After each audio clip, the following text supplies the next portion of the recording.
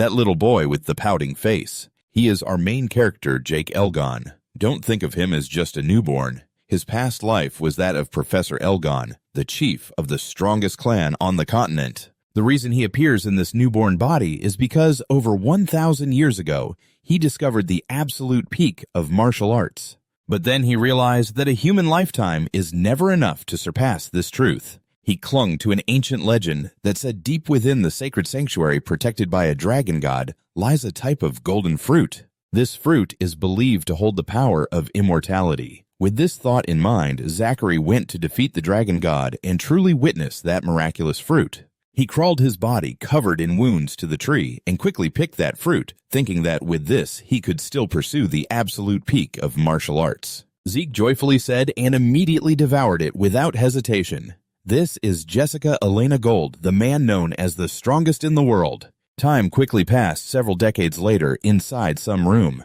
Sad sounds echoed continuously, but the important issue is time. He is old now, at least let him rest peacefully beside the bed. As the eldest son of the William clan, he kept calling his father's name, his expression making Jake in his aged body remind him with a word, "Don't wear that pathetic face." But my time has simply run out. Hearing that, William joked, saying this mansion is truly cold without mother, or the goat, shaking his head gently, "Don't be weak like that." And in his heart, he silently thought, after all those legends cannot be trusted. But I am still lucky to have a wife and obedient children. He reached out to caress his grandson's face and continued, "My beloved children, I, number 3, have lived long enough. Now I have no regrets anymore." Yes, that is what he said on the surface, but inside, Rike was feeling quite bitter. Don't be so ridiculous. Of course, I have things to regret. If only I could have more time. If only I had more time. I still haven't reached the absolute peak of martial arts.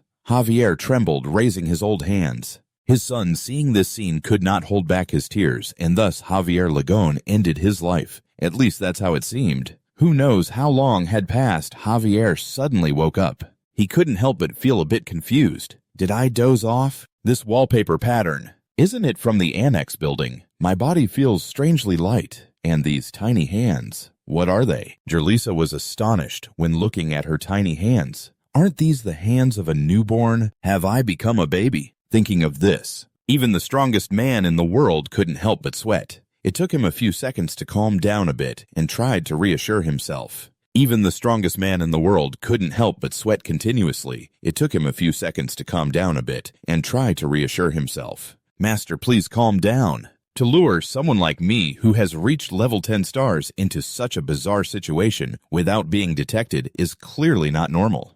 Who could have done this and how? Thinking about it, suddenly a spark appeared in his mind as he recalled that it might be due to that fruit. I understand now. It seems that the effect of that fruit is not immortality, but rather reincarnation, which I did not expect.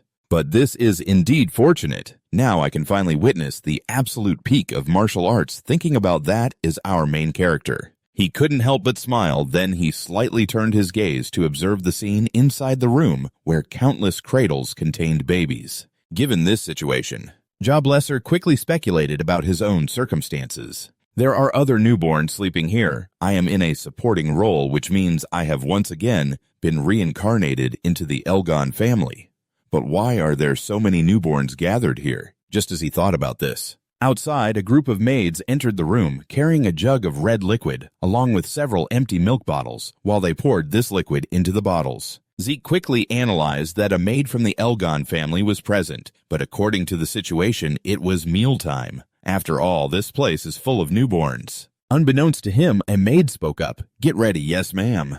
Another one responded immediately after. They pulled a goblin from somewhere and directly stuffed the bottle containing the red liquid into the goblin's mouth. But their actions left the protagonist confused. Why is there a goblin here? What on earth are they planning to do? As if to answer Jeek's question right after, suddenly the goblin's chest turned bright red like molten steel, and then its chest exploded, splattering fresh blood onto Jeek. Jeek became dumbfounded. What just happened? Over there, the maid continued, "If we dilute it this much, it should be safe. Yes, hurry and let them drink."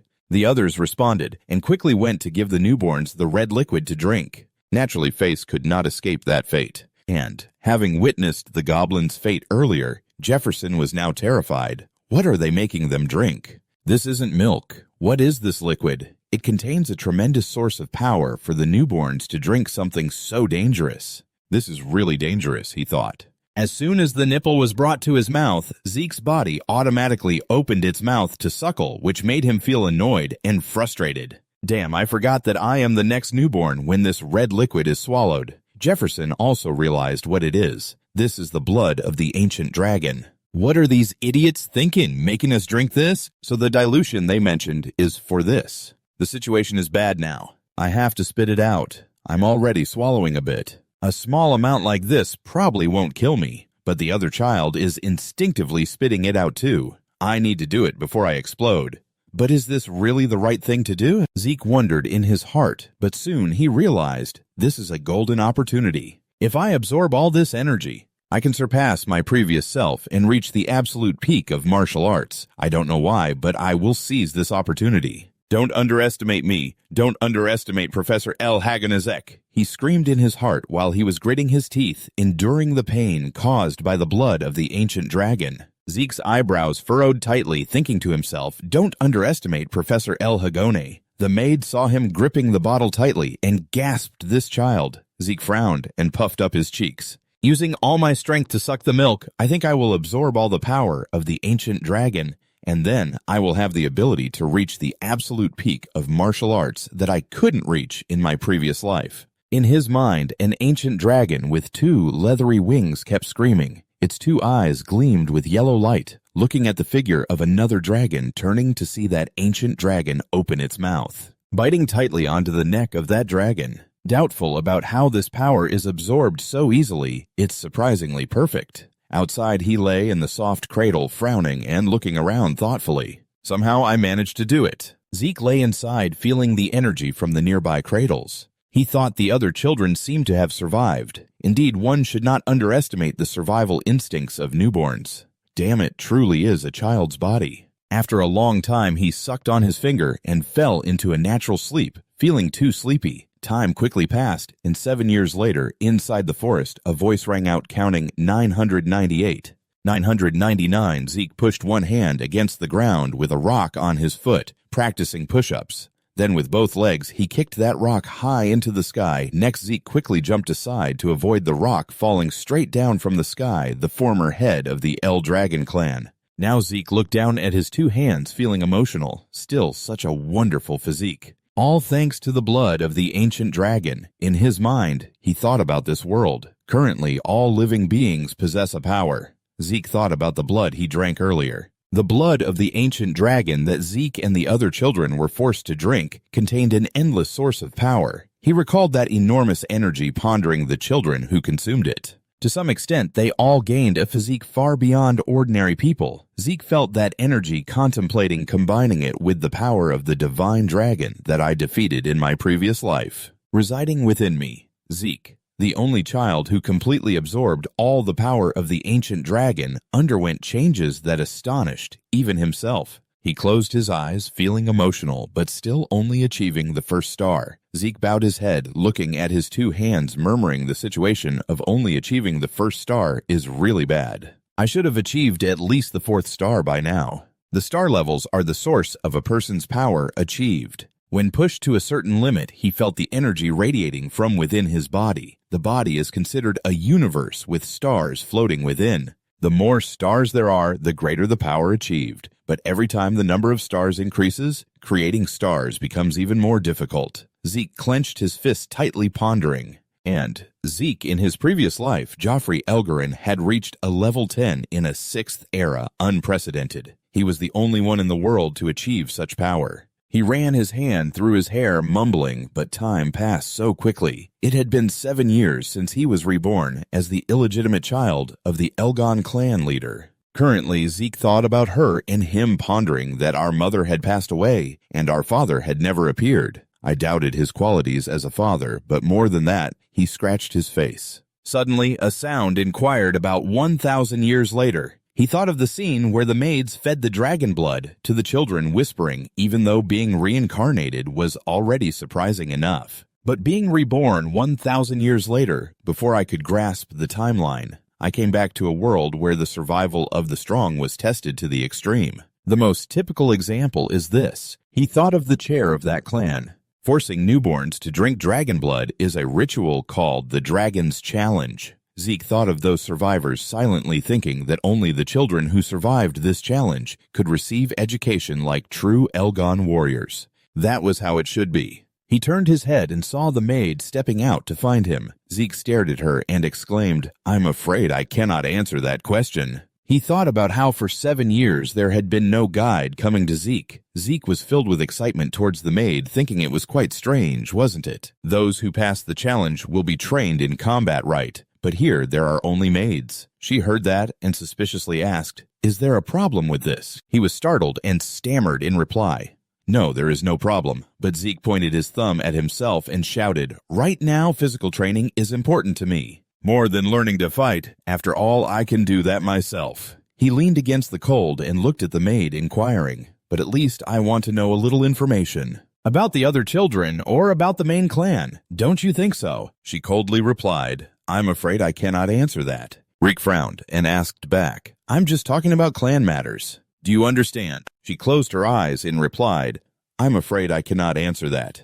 His face immediately darkened, shouting, "Is this all you can say?" The maid also frowned and coldly replied, "I'm afraid I cannot answer that." Zeke placed his hands on his hips and shouted, "Isn't it a bit harsh to treat me like this?" She bowed her head respectfully and replied, "We are only ordered to take care of your daily needs." He stared at her, thinking that this maid was at level 3. Just with basic combat training, a single maid might be enough. Shortly after, under her doubtful gaze, Zeke turned and left, saying, "Is that all? Fine. I will go live in the forest together. 7 years with only minimal interactions like this. This is truly unusual." Just then he turned his head to look back, inquiring, "Have you finally ignored me?" After that, Jake quickly entered the dense forest alone. One shadow followed. He quickly pulled up a small root and stuffed all the grass inside. He chewed vigorously, immediately sticking out his tongue. He let out a groan. The poisonous grass still tasted disgusting, truly terrible, but this could be considered training.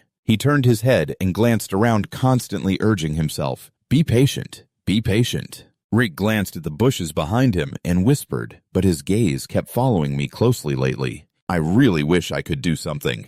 He exhaled and looked ahead, shouting, "Wow, I didn't expect them to reveal themselves over such a trivial matter. Seriously, if you have something to say, come out and say it directly right now." Zakai pouted and quickly headed in that direction. He reached out to part the bushes and examine what was inside. A beam of purple light flickered in the air as he hid behind the dense bushes, glancing over to the other side, whispering that there was something over there. Reek saw a wild boar covered in black bones, pondering that it was a frenzied wild boar. He frowned and stared over there, wondering what the black bones, which hadn't existed for 1,000 years, really were. Suddenly the wild boar turned its head and stared at Zeke. It emitted black bones, staring intently at Zeke, then quickly charged towards him. Seeing this, Zeke's face lit up with excitement, smiling at the wild boar. Immediately, he leaned to the side to dodge it. His eyes lit up as he gathered a golden light in his fist and struck hard. This sent the wild boar flying backward a considerable distance.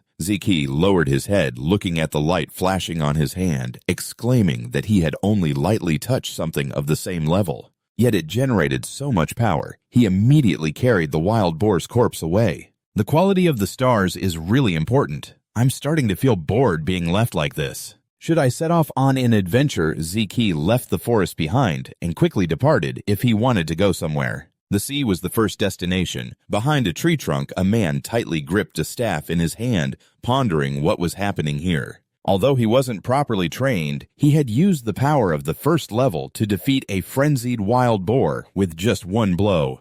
More importantly, he had also sensed his hidden presence. That child is not ordinary. He thought of Jeek, pondering that his mother passed away early, and his father didn't care. How could a child like Jeek receive proper family education? However, because the blood of the clan flowed in him, he was not allowed to escape the clan and was always monitored. The man sat cross-legged on the ground, mumbling. Even if he was a child born out of wedlock, he still belonged to the clan's bloodline. This would be quite interesting later on. Immediately, his figure vanished, leaving not a trace behind. At the house where Rike had grown up since childhood, he tightened the straps of his backpack on his shoulders, questioning who the three people were. One was a 4th level and another was a 5th level, all trained warriors. What do people like that want here? Reek stood outside the door, pressing his ear against the door panel, listening to the chatter inside. In this rural area, the air was really fresh, the team leader said. There were no gaps nearby. So perhaps it was also less chaotic. They seemed to have no ill intentions. At least it didn't seem like an assassination case. He pushed the door open with force and inquired, "What brings you to a place like this?" Zeke looked at the badges on the two of them, suspiciously thinking if something had happened to the Elegon family. Right after that, the man quickly took a step forward, removed his hat, placed his hand on his chest, bowed his head respectfully, and replied, "This must be our first meeting. We are here to escort you, Rika. You must participate in a test." Hearing this, Zeke was startled and suspicious. A test? He widened his eyes in shock. A gasp of disbelief escaped from inside that small wooden house. Zeke's incredulous voice echoed everywhere. "I haven't been taught anything yet." Ricky crossed his arms, stunned, looking up, exclaiming, "I can't believe we're back at the main estate." At that moment, he was standing in front of the grand, flower-filled estate. I was then brought back to the main family by the messengers sent from the main house, the servants. Seeing this, they quickly spoke up to remind Zeke, "You need to change clothes. You can't enter the estate looking like this." At that time, he was taken aback. "Can't enter, but isn't this where we live?" Speaking of which, that object called the Dragon's Tomb seems to have been around for 1,000 years. The Elrond family established a specialized educational academy. Reek recalled what he had known before. Those born into the LAI Gold family all have the goal of joining the Dragon's Tomb and receiving home education until the age of 7. Today is the entrance exam. He smiled confidently, thinking to himself, the exam.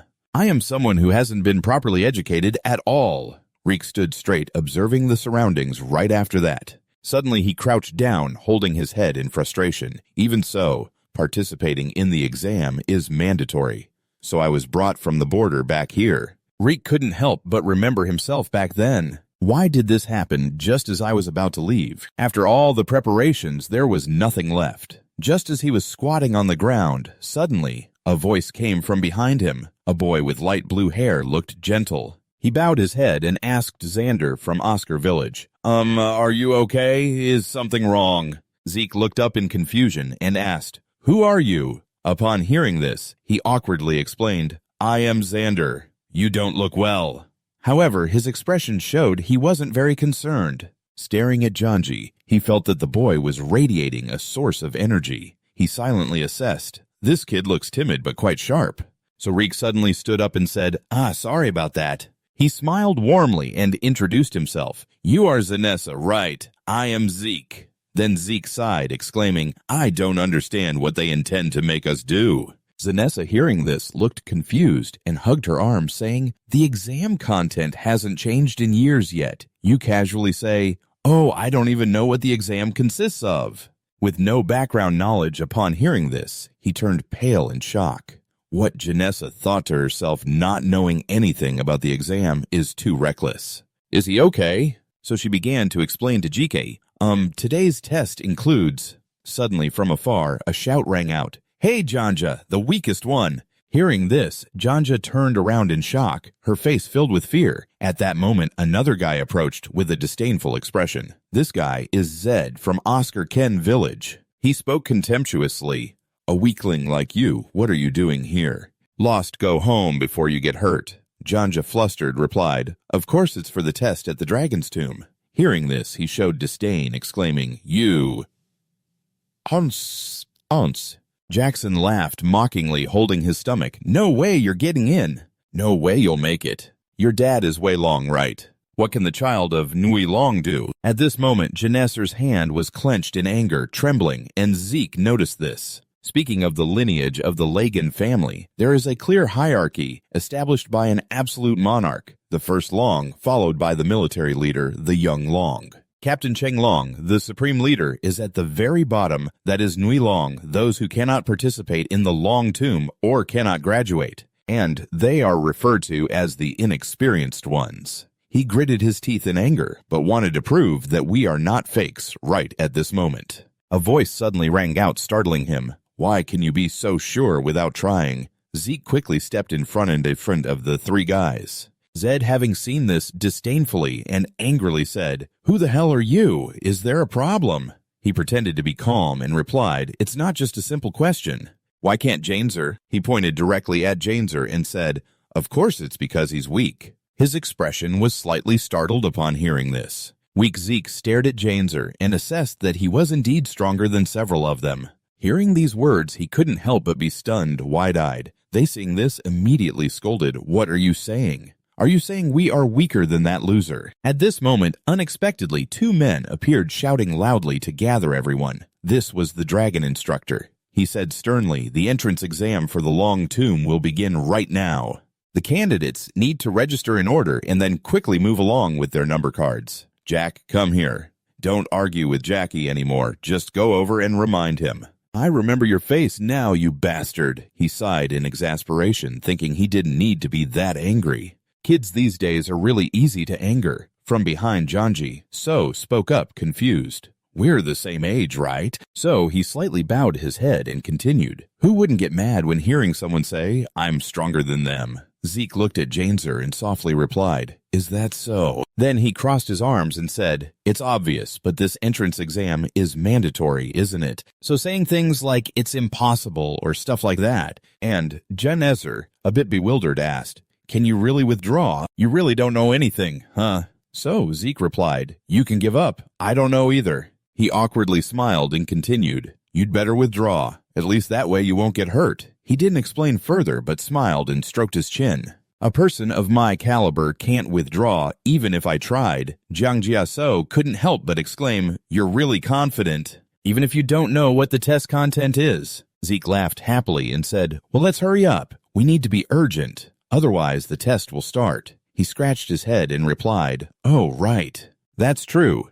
Then they practiced focusing on the instructor. He said, "The test is very simple. If you can scratch this stone, you will pass. You are not allowed to use weapons other than what we have prepared, but you can use your bare hands. Just make a scratch appear on the stone." The instructor, now with 3 fingers, smiled and added, "However, you only have 3 attempts." Hearing this, Rike couldn't help but exclaim, "That's really simple." Zhang Jia So, upon hearing this, was slightly startled. What he thought to himself, recalling that all he needed to do was scratch that stone right. After going through the crazy ritual like the Dragon Challenge, I thought the test would be terrifying waiting for me. It really killed my enthusiasm right after that. The instructor over there coldly shouted to start the next one. A friend quickly slammed into the rock with all his might, reaching out to touch the other side, but couldn't help but panic and hug his head as another loud sound hit. However, unexpectedly, something shot out from his hand, bleeding, and the group over here was shocked and scared. The kid yelled out. Then he lay sprawled on the ground while the instructor walked over to note something down and asked about the first failed attempt. "There are 2 attempts left. Do you want to try again?" Seeing him not move, the person next to him smiled, considering it a surrender, and started to clean up. After that, they dragged the kid away in front of the crowd. Next, stepping forward, Zanessa, who was still holding her head in fear, saw Zeke and felt angry. It turned out this was the test. He couldn't help but mumble while looking at that thing. "What is that rock?" Zanza immediately began to explain to Zeke that it is called a resurrection stone. It will instantly regenerate even the smallest scratches. Moreover, when attacked with pure strength like that, it will reflect the blow with hundreds of times more power. After hearing that, he couldn't help but think, "Isn't that an absurd material?" He added, "But if you circulate the source of power throughout your body correctly and attack it, will get scratched." Zeke understood and felt a bit confused while calculating. "Got it from what I've heard. The martial arts skills learned are less important than learning to control the source of power." His gaze glanced around, and everyone present here was tense. Looking down below, it seemed quite few people could pass the test, even those guys from this morning. Over there, a heartbreaking scream rang out. The kid was so scared he was crying. Number 51 dropped next, and then another teenager also failed. Number 202 dropped next. The cards fell, and the emotionless instructor continued writing on the paper. Then he continued to say, "Next number, 315. He looked up at his card and spoke up. "It's my turn now." Seeing that Zanessa worriedly told Zeke that there was still a chance to give up, Zeke waved at her and walked down below, saying not to worry. Zanessa looked down, feeling tense, not knowing what to say. Over there, the instructor pointed at him, still holding the pen, preparing to take notes, when suddenly the instructor's eyes revealed. A look of astonishment from behind Zeke emanated a powerful energy. He smiled slightly. The weapon was on the shelf, and he saw Reike walk into the arena unarmed. The instructor looked puzzled. Not using a weapon. He confirmed, yes, it's not necessary. This fist is enough. In the stands, the students were buzzing. That guy plans to use only his bare hands. Even if he is good at controlling the source of power, he can't match the strength of that rock with bare hands. His fist would be crushed. Suddenly, Jiang Ra looked pale when hearing someone think otherwise. No, don't forget about the fist. He might even lose an arm. He secretly blamed himself just as he had predicted. Perhaps he should have stopped him more forcefully. I understand now, so let's begin. When he touched the rock, he silently assessed that this was indeed the first time he had seen such a mineral. This must be a product formed over thousands of years. There are so many things we still don't understand. So he reassured himself, it's fine, and immediately swung his fist up. Jiangja panicked and jumped up, thinking, this is not good. I have to stop him. So he shouted loudly, Zeke. Meanwhile, Zeke was very excited about this. Let me unleash all my power right now. John stared blankly as he still had no intention of stopping. The technique that JK was using at this moment was Dragon Destruction Martial Arts. First technique, Explosive Strike. In the blink of an eye, the rock exploded debris, flying out with such force that he sitting in the stands was quite far away. Still shocked, the dragon instructor stood frozen as this exceeded his imagination. He smirked arrogantly. Just as I predicted, thus Reek felt pleased. This technique is still a bit beyond my current body's capabilities. I still need to practice more. The stands fell silent. No one had recovered from the recent event. After a moment, Z spoke up angrily. He smashed the rock! Simultaneously, Lika also praised. How interesting. Meanwhile, Zhang Jia was still in shock, unable to believe what had just happened, and then exclaimed, What? He silently assessed. No way, the boy punched away half of the rebirth stone. This can only happen with someone at 4-star level. Or higher. How can a child do that? In the heart of the dragon instructor, doubts arose. Although he was an illegitimate child, did he truly belong to the main bloodline? But that technique just now, I feel like I've seen it somewhere before. Seeing him in a daze, he asked, Yes. Judge, may I ask how my test results are? The dragon instructor immediately announced, Number 315 passes. Dragon instructor, bring the gift here. You take it. Rika curiously asked, What is this? At the same time, the instructor whispered, Can you hurry up? I still have to clean up the scene. He stomped angrily. Is everyone in this era like this? Everyone is so rushed. Take it easy. He ran over with admiring eyes. Reek, that's amazing. You broke it. Reek was pleased and remembered the gift, so he asked, Oh, right. Zanzer, what is this?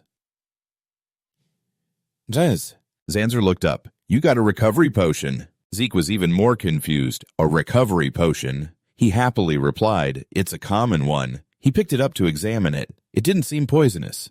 Don't tell me this is a miracle drug.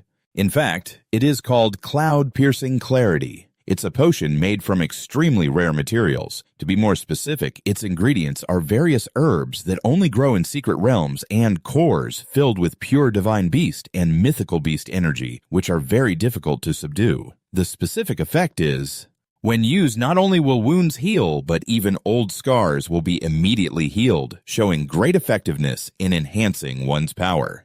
However, due to the extreme difficulty in gathering materials and the incredibly challenging refinement process, it rarely appears.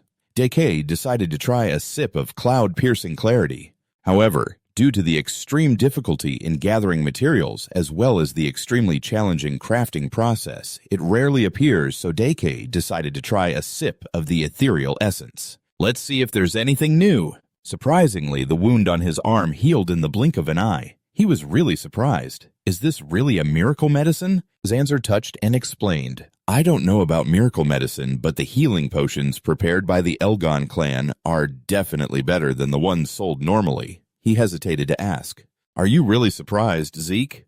Of course I'm surprised. Yet such serious wounds healed immediately. However, he felt a bit disappointed as it seemed it didn't increase his power like a miracle medicine would. Dronzer expressed to me, "The goat is even more amazing." He thought to himself, what the heck is going on? This is truly... The wisdom of humanity has been accumulated over more than 1,000 years. Meanwhile, he praised, "You are really amazing, Zeke, extremely strong." Zeke calmly replied, "Then I'm aiming to become the strongest." Dronzer admired him even more, saying those things so calmly. Under the stands, the duel was still ongoing. Number 373, number 395, number 405. Hearing the results, he sighed, realizing their victory was within expectations. Number 414 was very scared, but he was determined for his turn. "I will cheer loudly." "Why are you so worried?" "It's okay. Just stay calm and don't set your standards too high." But when he saw Dronzer preparing, he sighed. "What is that guy doing?" He took a deep breath, signaling the instructor to start. Immediately, Dronzer closed his eyes and swung his sword. He coldly reminded, the first attempt failed. There are 2 more tries left. He gritted his teeth. This time, it will definitely work. Dronzer continued to raise her sword and struck hard against the stone. The result of the second attempt was still a miserable failure. He trembled and exclaimed, "No way." Friends burst into laughter just as expected. The child of Wei Long is still Wei Long. Just give up. At this moment, he recalled what was said earlier. "What did you say?" Zed had loudly mocked. "Didn't you say Janjis was lying there, stronger than us?" The words were becoming increasingly harsh. "Stop rambling. It's ridiculous," and the dragon instructor asked once more, "Do you want to try again?" Janjis trembled like a leaf. I don't know when Jake came beside me. What are you doing?" Jake asked in confusion. "Why not use a spear? Why are you using a sword? You don't understand his intention." Jake calmly explained, "As I said, why use an inappropriate weapon without any plan?" In the stands, he was pouring oil on the fire with his current condition. No matter how hard he tried, he couldn't even make a scratch on that stone with a sword. Other students joined in laughing. "Are you stupid?" His father didn't use a spear, but taught him swordsmanship. A group of other students whispered to each other, "That's right, changing weapons won't help at all." Ignoring those words, he politely asked the examiner, "Is changing weapons during the test against the rules?" He was nonchalant. "No problem." "Cheer up, Janja," he pointed out. "You heard him." "You're lucky, Janja." "So are you provoking him to boost his determination? Will you leave it like that?" Images from the past suddenly flashed through Jiang's mind as he gradually stood up. "I will, and you decide to try using the spear, recalling the old story that my father could not enter the dragon's tomb. However, he was a gentle and caring man who treated Janessa very well. Regardless of whether you were sad or happy, he always had the habit of patting your head. He was called Ngui Long and was mocked even so. My father did not care about that. He raised me and taught Janessa the smallest things in life, teaching you how to hold a sword and use it properly." Returning to reality in the middle of this square, Janessa silently vowed to herself that this is the person my father raised, not a fake. Today here I will prove that, even though my determination is strong. But inside Janessa there were many thoughts. He looked down at the spear in his hand, feeling tense, thinking to himself that if he tried again with the sword, the result would be the same. Besides, I will trust Zeke, but how can I use the spear? Right now, Zeke was beside him, and he called out, "Xander," pointing at the resurrection stone. Then encouraging Jiang to thrust straight and not think about anything else, just thrust straight. Rik's encouragement eased Jiang's worries somewhat, but he still felt a bit nervous. Jiang tightened his grip on the spear, mumbling to himself to motivate. Thrust straight ahead, his mind unconsciously recalled past events when he was often mocked by the Z group, remembering Riki always beside him. John thought to himself, "Normally, if I think about just thrusting straight with a spear I have never held before, I wouldn't be able to make the resurrection stone work, but how could he say that without trying it once? Even though I just met him, this is quite strange, but thinking about it." He finally made up his mind, raising the spear, straight aiming at the resurrection stone, and boldly declaring, "I understand now. I will try." And he kept reminding himself that since Zeke believed in him, he would also try to believe in himself. Thinking that he rushed towards the resurrection stone. The spear in his hand seemed to emit a gentle light. Janessa seemed to feel the power that the spear brought to him. He was both happy and worried, thinking about holding the sword all this time. Never before had the flow within him circulated so much. "Stop thinking too much," Xander shouted while using all his strength to thrust hard at the resurrection stone. The Zed group, unaware of the situation, erupted in laughter, mocking him. "I told you so. Just changing weapons won't help him do anything." Slow down the moment Xander thrust into the resurrection stone. As the spearhead accelerated, about to touch the stone, he couldn't believe it, thinking, as if it had been a part of his body from the very beginning. The sharp spearhead pierced at lightning speed. As the spear passed through the resurrection stone, dust flew everywhere. The Zed group was astonished, unable to believe their eyes, shouting. The assistant teacher beside the dragon instructor was also surprised, exclaiming, "Oh my God!" The dragon instructor, though his face remained unchanged, still exclaimed. He not only made it work, but also pierced through it. This concluded Janessa's test. Zeke immediately stood up, clapping to congratulate him. "Wonderful! Well done, Xander!" Xander still stood there dazed, asking, "What just happened? What did I do?" Dickey immediately stood up and applauded, congratulating him. "You did wonderfully, Zanza so," still dazed and confused, asking, "What did I just do?"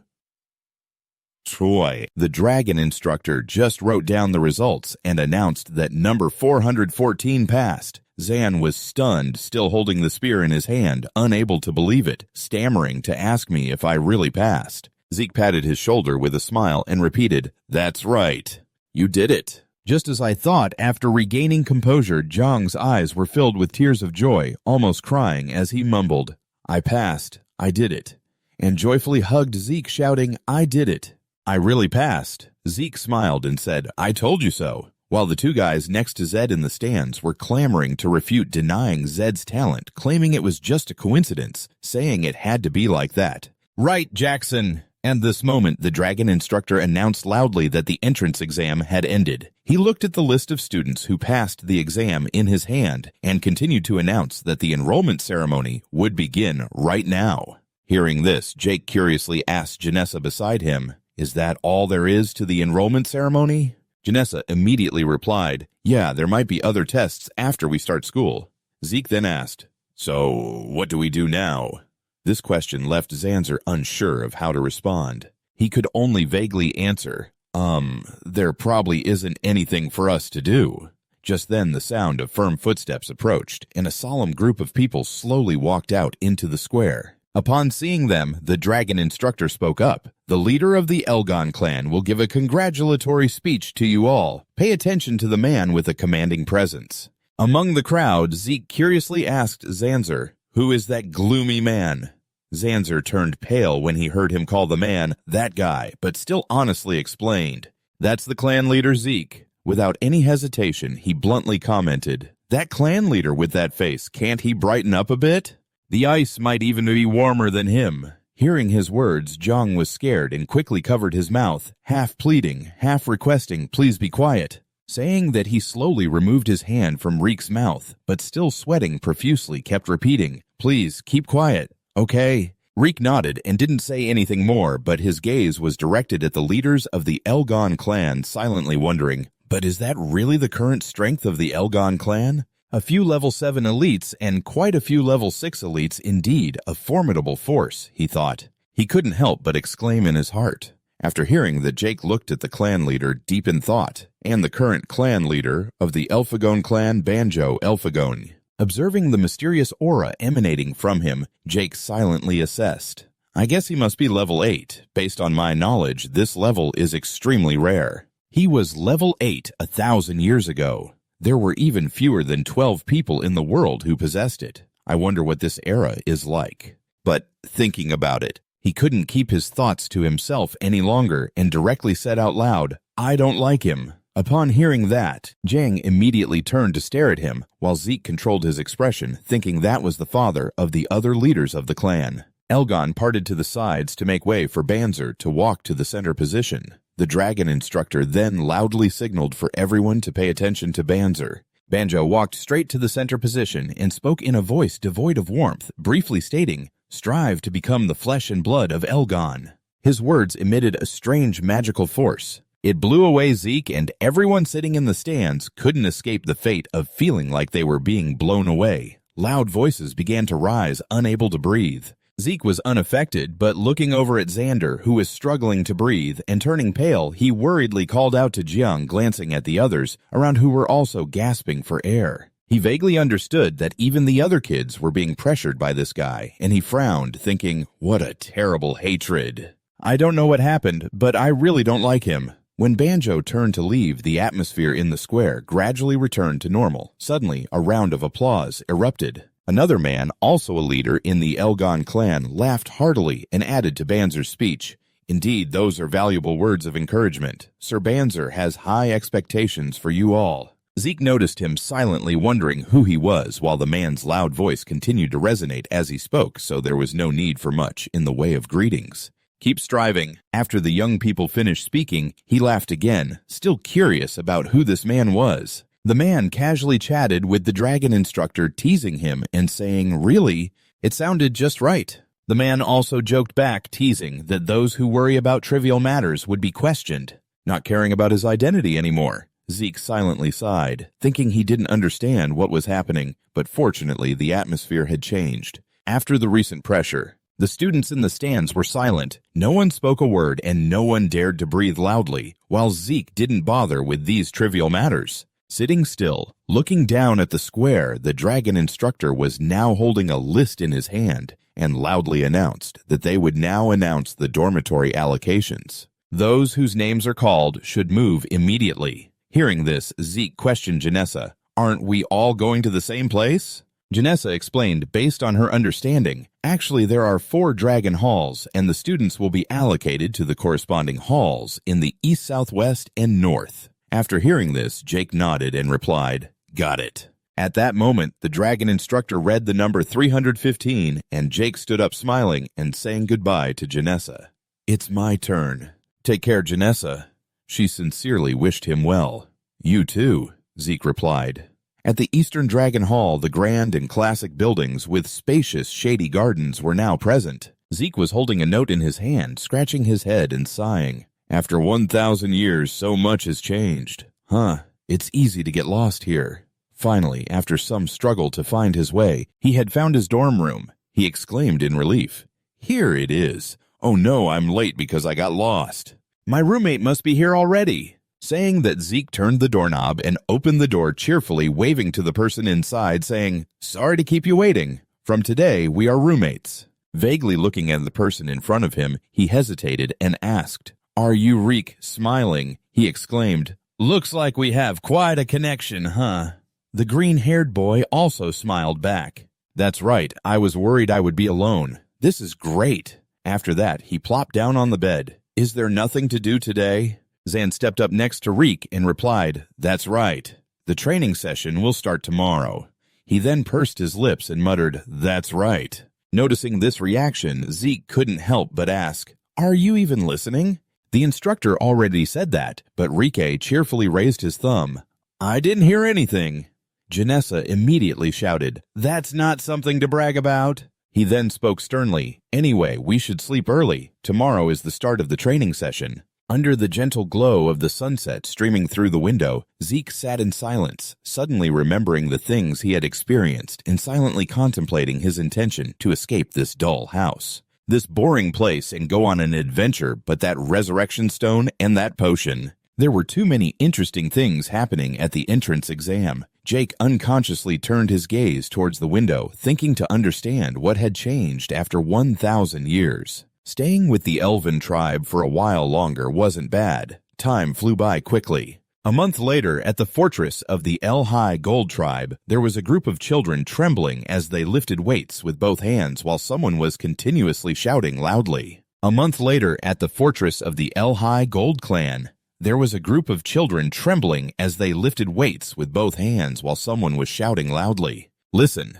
Long, the technique I taught you all is a wonderful breathing technique created by the 15th chief of the El Regan clan, the dragon teacher said solemnly in a loud voice. You all must master this technique in every situation. As he finished speaking, he turned his head to look at something with a contemplative expression. Li Ka before him was currently with his eyes closed. Using the technique very well made him ponder. Many people have already mastered long breathing, especially when the young lady's original energy is showing signs of overflowing, indicating that she is about to reach level 2. Then the dragon teacher looked with suspicion towards another direction, and the boy sitting on the other side easily lifted weights. He was also carrying 3 large stones on him. What is this? The result is that he has the blood of the chief flowing in him, but he has no one to guide him or study the lessons. What is this?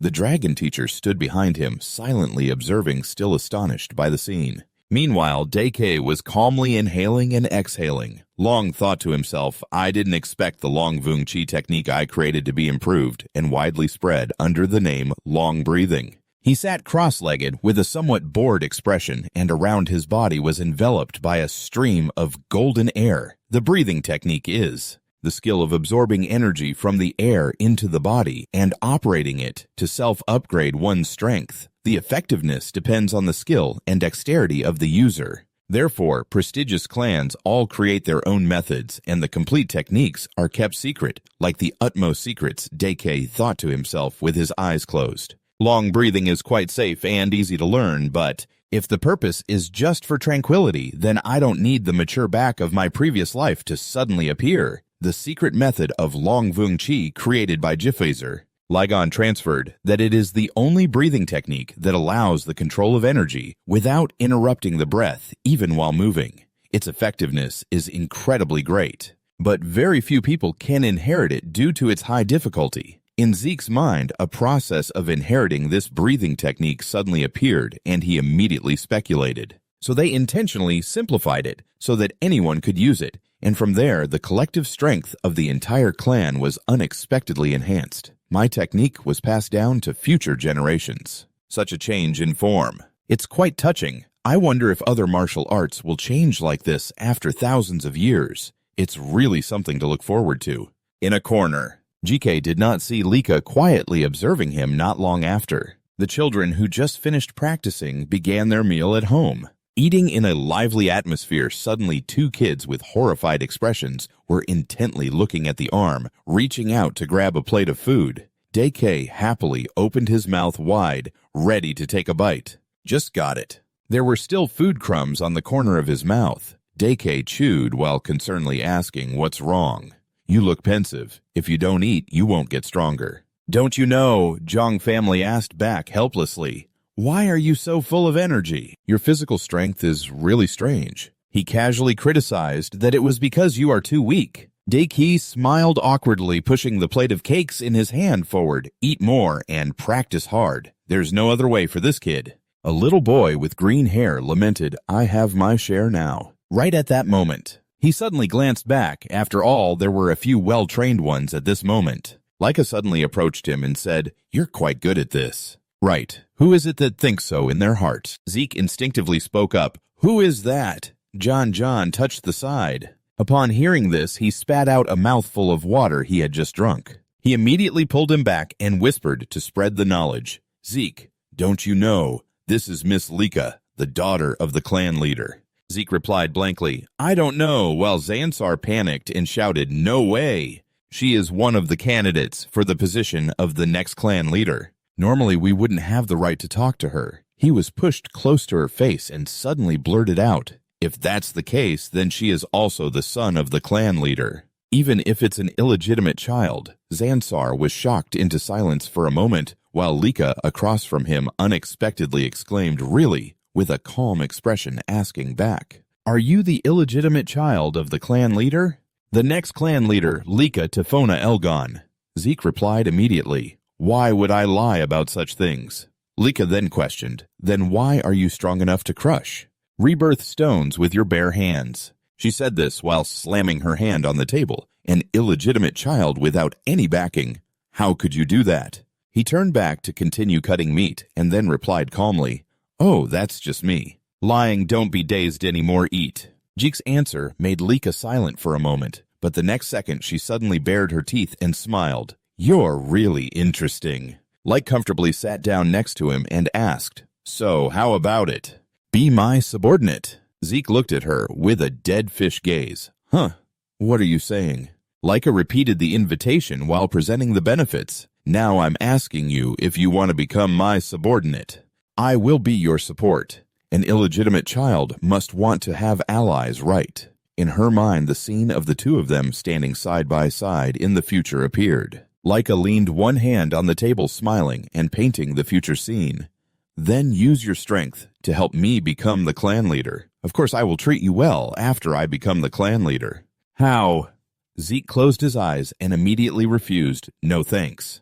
Laika suddenly lowered her voice, making him look over. What's wrong? Don't tell me you're coldly exuding a strong aura. You also intend to compete for the position of clan leader, huh? Zeke felt that aura, but only thought she was at the threshold of level 2.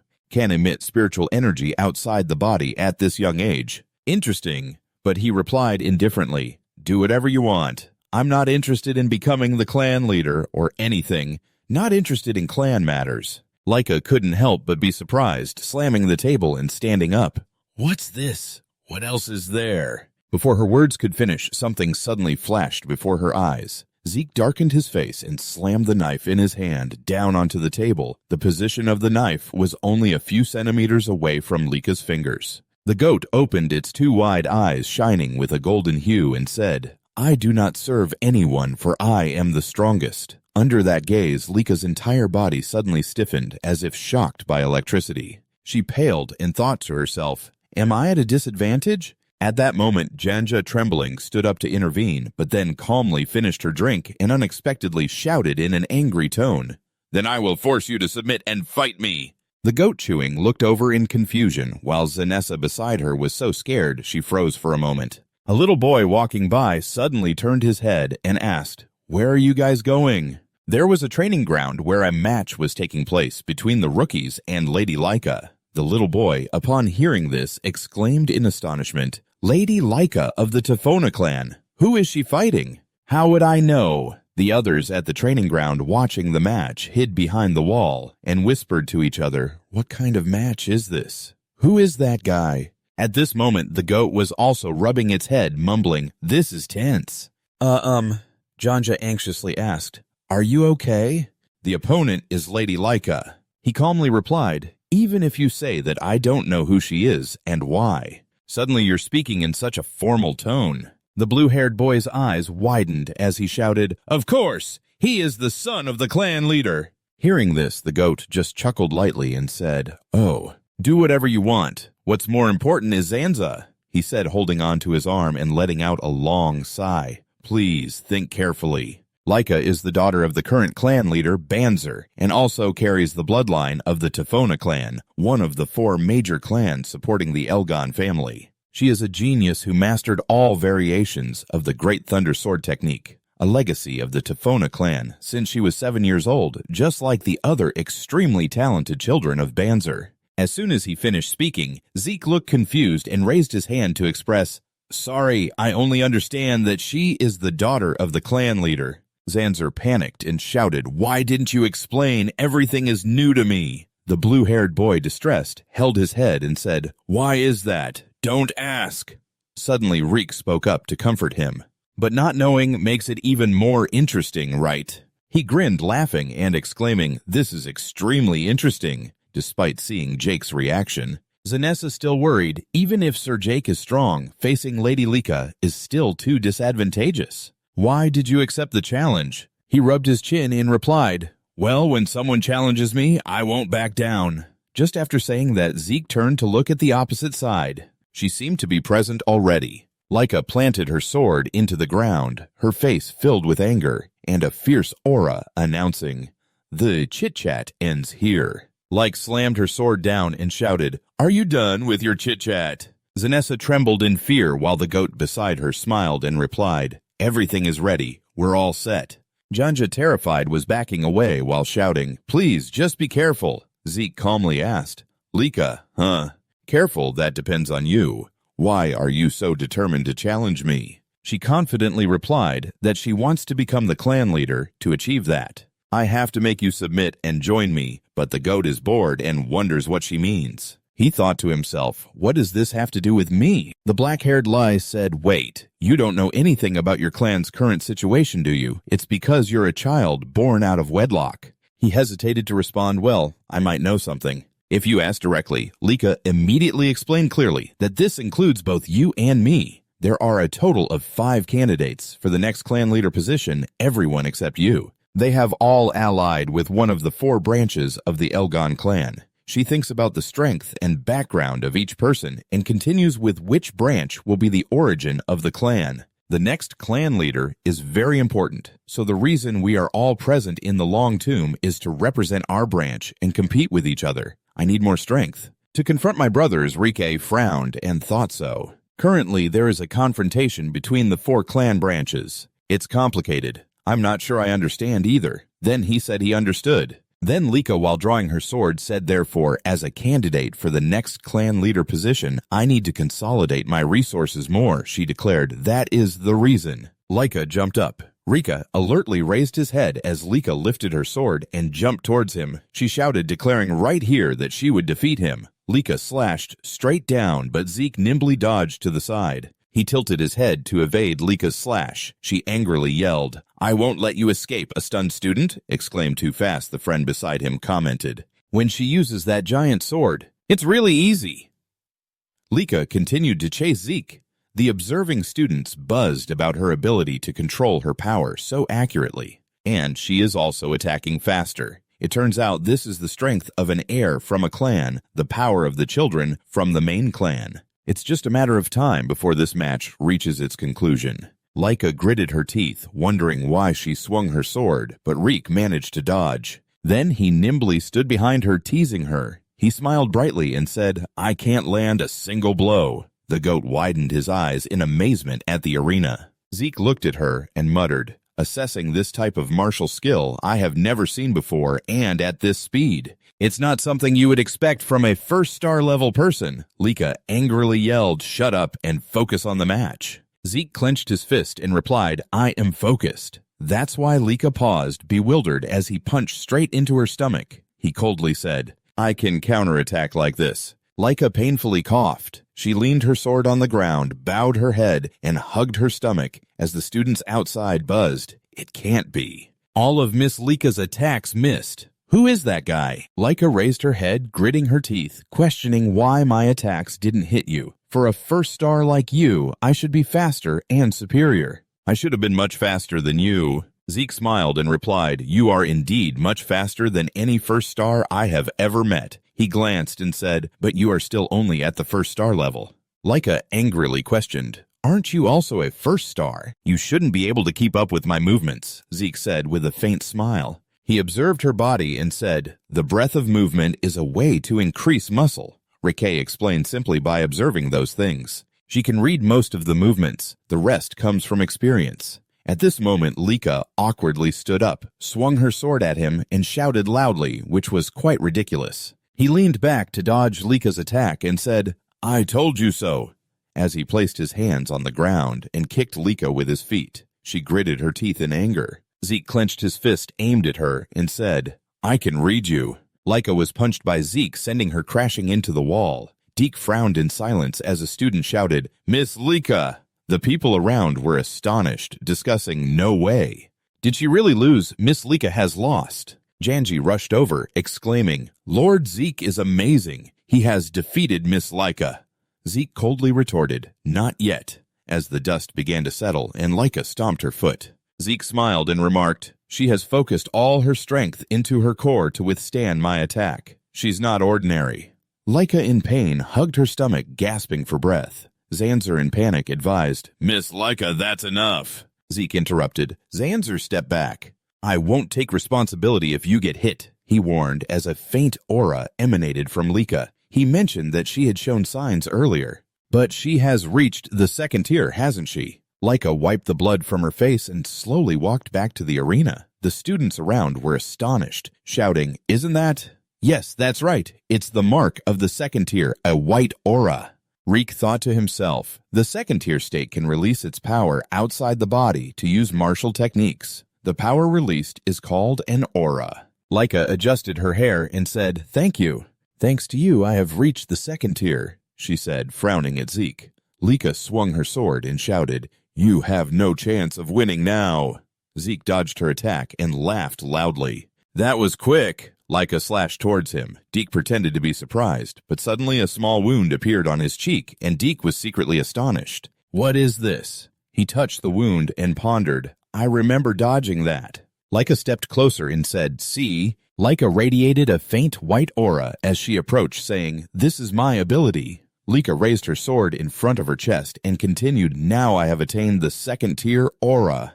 A series of yellow lightning bolts appeared around her as Leica declared, I will show you the true lightning sword technique. Reek stood still murmuring, so I will witness a martial technique I have never seen before. He laughed loudly. That's amazing.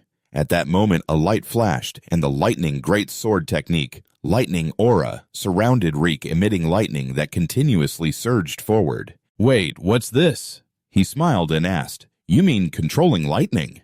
That's just too unreasonable. Leica raised her sword high and shouted at those who were speaking such words. She plunged the sword straight into the ground, and lightning bolts shot up. Zeke quickly jumped up high, looking like he was enjoying it quite a bit, the lightning net. He smiled at Leica. It's so different from before. These lightning bolts are quite challenging for me now. Those above, seeing this, exclaimed, what is this battle like? Just one more level to go. Just need to level up one more time. But has everything really changed that much? Zangetsu's face was filled with fear and worry as he observed below, while Zeke over here was still analyzing the opponent's weapon and calculating that his own movements were actually quite simple. He hadn't changed much compared to before, but he looked straight into her sharp eyes at the moment she reached 2 stars and gained her aura. Although the power of the Thunder Great Sword technique erupted violently, I thought she was just faster than before. But now she was even faster than that. That lightning was truly mysterious, and Deke smiled as he rushed in, capable of enveloping a person in thunder and lightning like this. I could counterattack now, but I couldn't help hesitating as I watched Leica's sword strikes. I was really curious what this power truly was. She over here was also smiling smugly. She could still smile in a situation like this. You still look very relaxed, huh? If that's the case, Leica will quickly slash at me. I will kick that smile away. Then her foot quickly lifted, and Leica immediately used the Thunderlight technique, causing him to dodge to the side to assess this move. It was like a lightning pillar, huh? Then in the distance, an explosion occurred, sending rocks flying everywhere. Janessa saw this and quickly jumped down from the wall, worried. Lord Reek, the one behind, shouted out, wait! At this moment, Zeke was still standing straight up, still wearing that smile. To Leica, it seemed like a provocation, so she quickly launched another Thunderlight attack. He was hit and couldn't help but shake one leg down to the ground to brace himself, while Janji also ran over at the same time. Miss Leica, please stop. If you continue like this, then why? Her voice became mocking. Isn't he still holding strong? Leica's whole body radiated with lightning. Don't you think stopping now would be a disgrace to him? He was still worried and turned to Jeek saying, Lord Jeek, please surrender. Over here, she also reminded him, but actually, I think he was right. He was in a really bad state now. If you surrender and submit to me, I will stop here. Reek bowed his head, smiling silently without answering. Seeing this, Leica happily said, so, even if you're just an illegitimate child, you still have the pride of an L2 gun, huh? I understand now, fine. I will finish you off with all my strength. Then she raised her sword high, and the powerful lightning struck down with the first secret technique of the Great Sword Heavenly Thunder. The lightning struck directly onto Zeke's body, creating a column of light. He was immediately electrocuted to the point of losing consciousness, and the sounds of thunder echoed as Janessa, shocked, cried out in worry. Lord Reek then immediately lay unconscious on the ground, no longer moving. Leica violently plunged her sword into the ground, turning away without caring any more. What a pity, but the match ends here. At that moment, suddenly a voice rang out, I understand now. From behind Leica, a column of light appeared. She was startled and turned around. How could this be? How do you have the aura of lightning? Zeke was still smiling, standing straight up, exclaiming, so this is called the aura of lightning. He happily hesitated to answer her, asking how. Zeke crossed his arms, appearing very serious, and replied, I don't know either. Leica, hearing this, was stunned. He happily continued, I intentionally endured your attacks to understand this power. But somehow, I could also use it. When she heard this, she repeated once more, you can use it. That's not.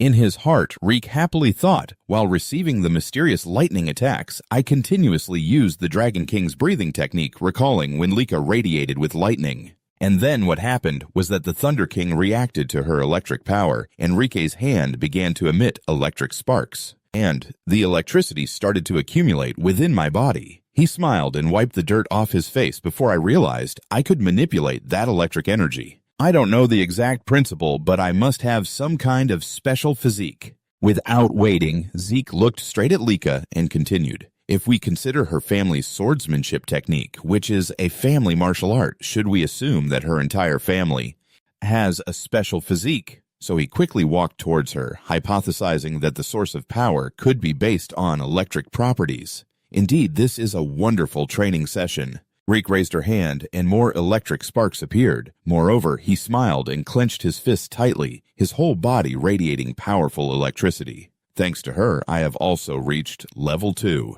The match is not over yet. Jake's eyes quickly glanced in one direction. At that moment, Lika unexpectedly swung her sword towards him. Jake smiled, looked up, and said, "It's not over yet." Then the electric sparks suddenly flashed, and he dashed away at high speed. After using his new ability, Rike couldn't help but exclaim, "This is..." He silently analyzed the direction of this power in his mind. Currently, as the source of power increases, it affects all the nerves and strengthens the body. What an amazing special physique. All my senses are enhanced, so Zeke quietly told himself, I need to get used to it a bit.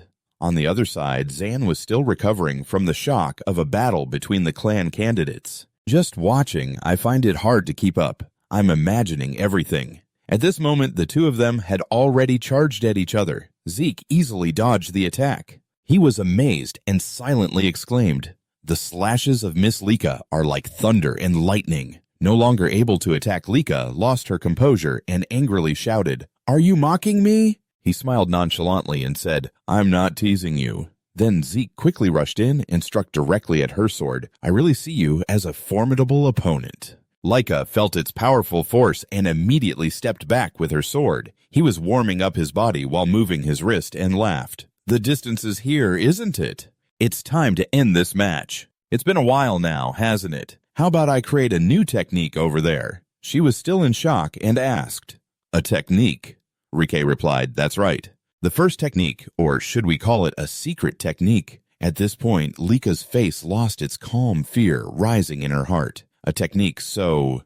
He must have indeed received training in a secret martial art from some branch of the clan. He created a technique so simply, I really can't understand him. Suddenly, he appeared in front of her smiling and saying, "Distracted."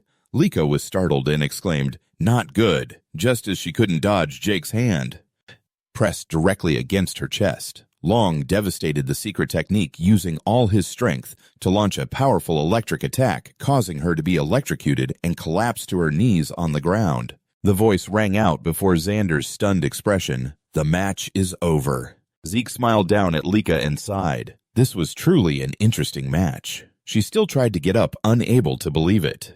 "It can't be, I lost." Lika clenched her teeth, unwilling to accept it. She had to become the clan leader. She looked up at the sky with a sad expression. "I must defeat you all." Feet. It seemed that in Lika's eyes, those brothers were still looking down on her. "I must become the clan leader. I absolutely cannot lose." At that moment, Reike suddenly spoke, saying how wonderful she was, that she was truly strong. Lika was startled by this and bent down, saying, "I have learned some new things that are really interesting." This is indeed a very meaningful time. Jake's hand reached out in front of her, and he smiled happily, asking, "It would be really boring if this was the only time we practiced together. Let's practice again, shall we?" Lika felt a bit shy and emotional as she looked up at Zeke, then reached out her hand towards Lika and smiled, saying, "I am really looking forward to the next time." She shook hands with him and then smiled, replying, "How can I compare to you? I have already lost." A few hours later, inside the crack, a series of monsters appeared. A man was surrounded by the monsters. Banjo calmly watched as they charged towards him. He frowned, and Banjo's eyes immediately flashed with a fierce killing intent. Behind him, the silhouette of a dragon roared, and Boehner muttered, "Dragon might." He drew his sword and charged at the monsters, Boehner slashing in a crescent arc. He thought to himself, Dragon energy destroys the formation martial arts formula number 1 origin. The sword energy spread out, annihilating a multitude of monsters. After that, Banner sheathed his sword, and the soldiers behind him immediately rushed into the fray. The gate of the crack gradually opened. Banner walked steadily towards the gate. A soldier bowed and reported, "Sir Banzer, I have something to report." Banzer asked, "What is it?" The soldier replied, "Miss Lika has reached level 2. Hearing this, Banzer stopped. He glanced at the soldier and asked in a low voice. So the soldier, confused, said, "Achieving level 2 at that age. It can be considered a significant achievement.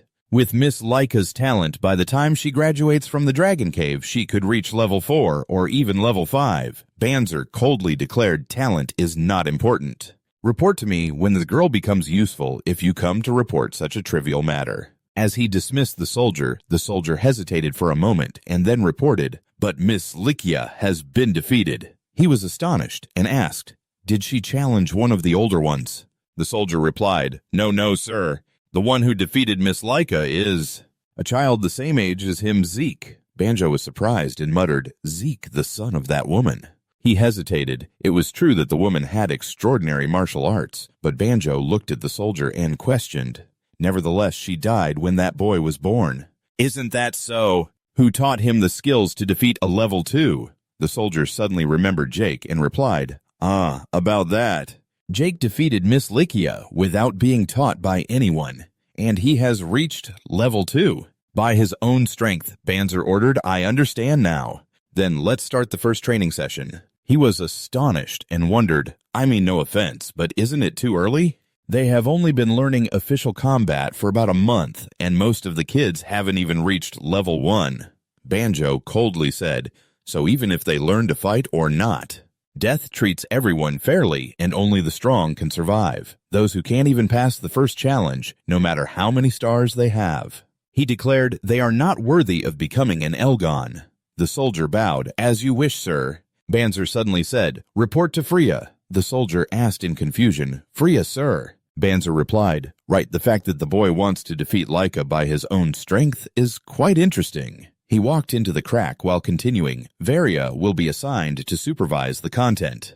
Just like the entire process, let her say she will closely monitor the soldiers throughout the challenge." Banzer smirked and muttered, "Interesting, isn't it, Zeke?" The next day at the training ground, the students were frantically practicing. Zanza was also trying to improve himself. On Zeke's side, he was carrying stones and weights, thinking to himself, "Long pressing combat technique. Today's plan is to double the weights, 1 stone, and double the weights." Remember, just like long pressing, this is a technique founded by the 15th Lord. Although it is called a combat technique, fundamentally it is a body enhancement technique designed so that even a child can easily master it. Zanzer walked over, puzzled. "Aren't you going to train Zeke?" He immediately replied, "What are you talking about?" "I am training." He hesitated. "Oh no. Not physical training. I mean training in long pressing combat technique." Zeke calmly replied, "I've already learned it." You were shocked and shouted, "What? You just learned it a moment ago.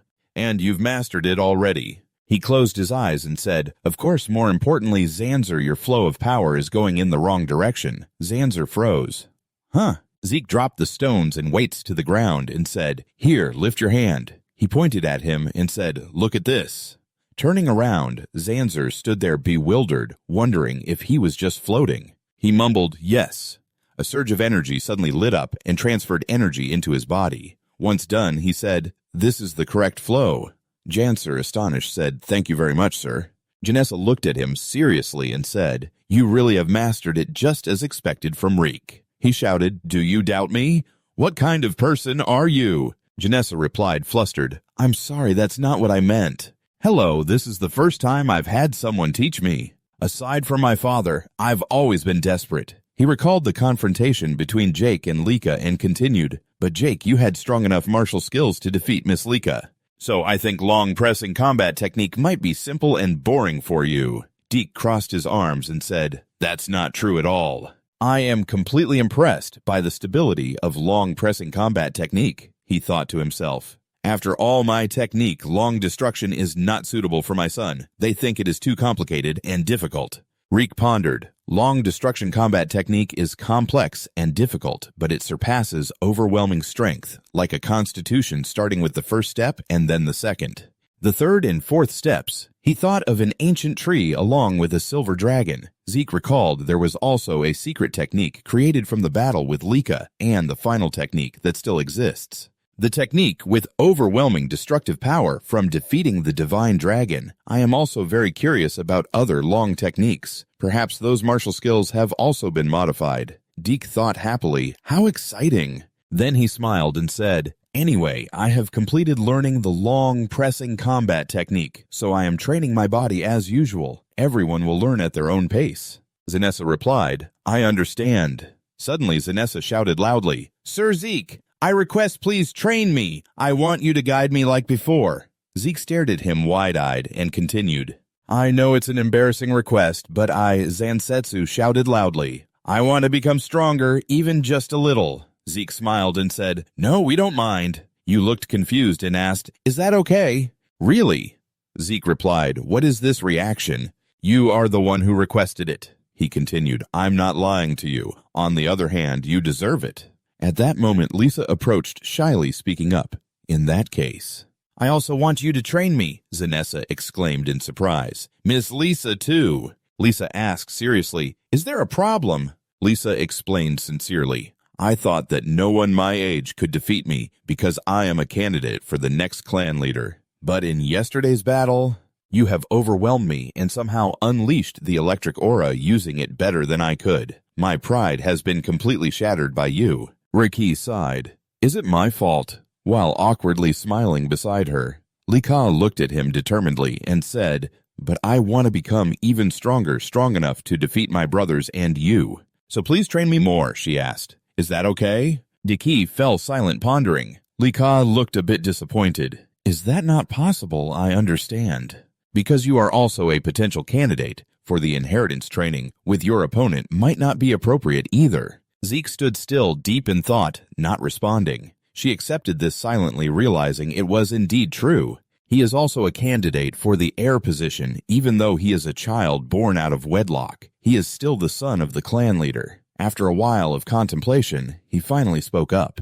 I don't mind, but is your body really okay? That wound should have kept you from moving for a month. Lika nodded and explained, I used recovery medicine, so it's no problem. You worry about strange things. Hearing that, Zeke leaned close to Janji and whispered, I understand now. That strange medicine worked like a miracle drug. He replied, if you mean the vial of medicine during the entrance exam, then that vial. It's not that effective, Janji pointed at her, affirming, with Miss Lika's personality, she must have used a better one this time. He couldn't help but exclaim, what a wonderful era, right? Lika blushed. What do you mean by that? Without the recovery medicine, I truly wouldn't have been able to move for that month. But more importantly, will you really train me? You must also need time to train yourself. Deke shrugged and smiled brightly. Of course. We will never refuse an ambitious young person. She frowned, a question mark appearing on her face. Young person, aren't you still young too? Even John Jensen doubted we're the same age. He casually remarked, that's true. To be sure, Deka asked her again, are you sure? Like I am the one who defeated you, remember. She was determined. It's not a problem. I have no right to be picky. Lika clenched her fists, her eyes full of determination. Becoming stronger means becoming the clan leader. I will do everything. Deki couldn't help but wonder. Earlier, when you challenged me, you mentioned the clan leader position, right? Why are you so obsessed with becoming the clan leader?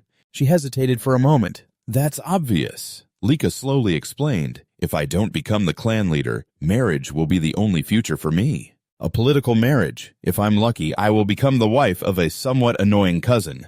If not, I will be forced to become someone's concubine. Hearing this, he frowned. What? She shrugged, calm as if it were a matter of fact.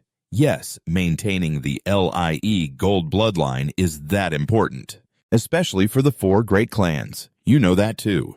Our true energy is unique, which means it can be used in countless ways. Diki suddenly burst into a furious flame. Let's run away from those bastards. It makes me sick just thinking about it. Janji beside him trembled in fear. He clenched his fists in anger and cursed at those who viewed humanity as nothing. This summer, when doing such things, I will destroy all those damn outdated customs, while the solemn voice of the instructor echoed. While concentrating, Lika, not understanding what just happened, asked what was going on, feeling disappointed at such an important moment. Zan, feeling touched, almost cried out in shock. The three of them looked towards the instructor who had just called for the meeting. He announced loudly that starting today, a new lecturer would join us. Despite having a busy schedule, he personally came to guide all of you, so be grateful to him. While everyone was still focused on listening, a girl with bright red hair suddenly walked up to Lika, gently brushing her hair and asking if she was the young lady Lika.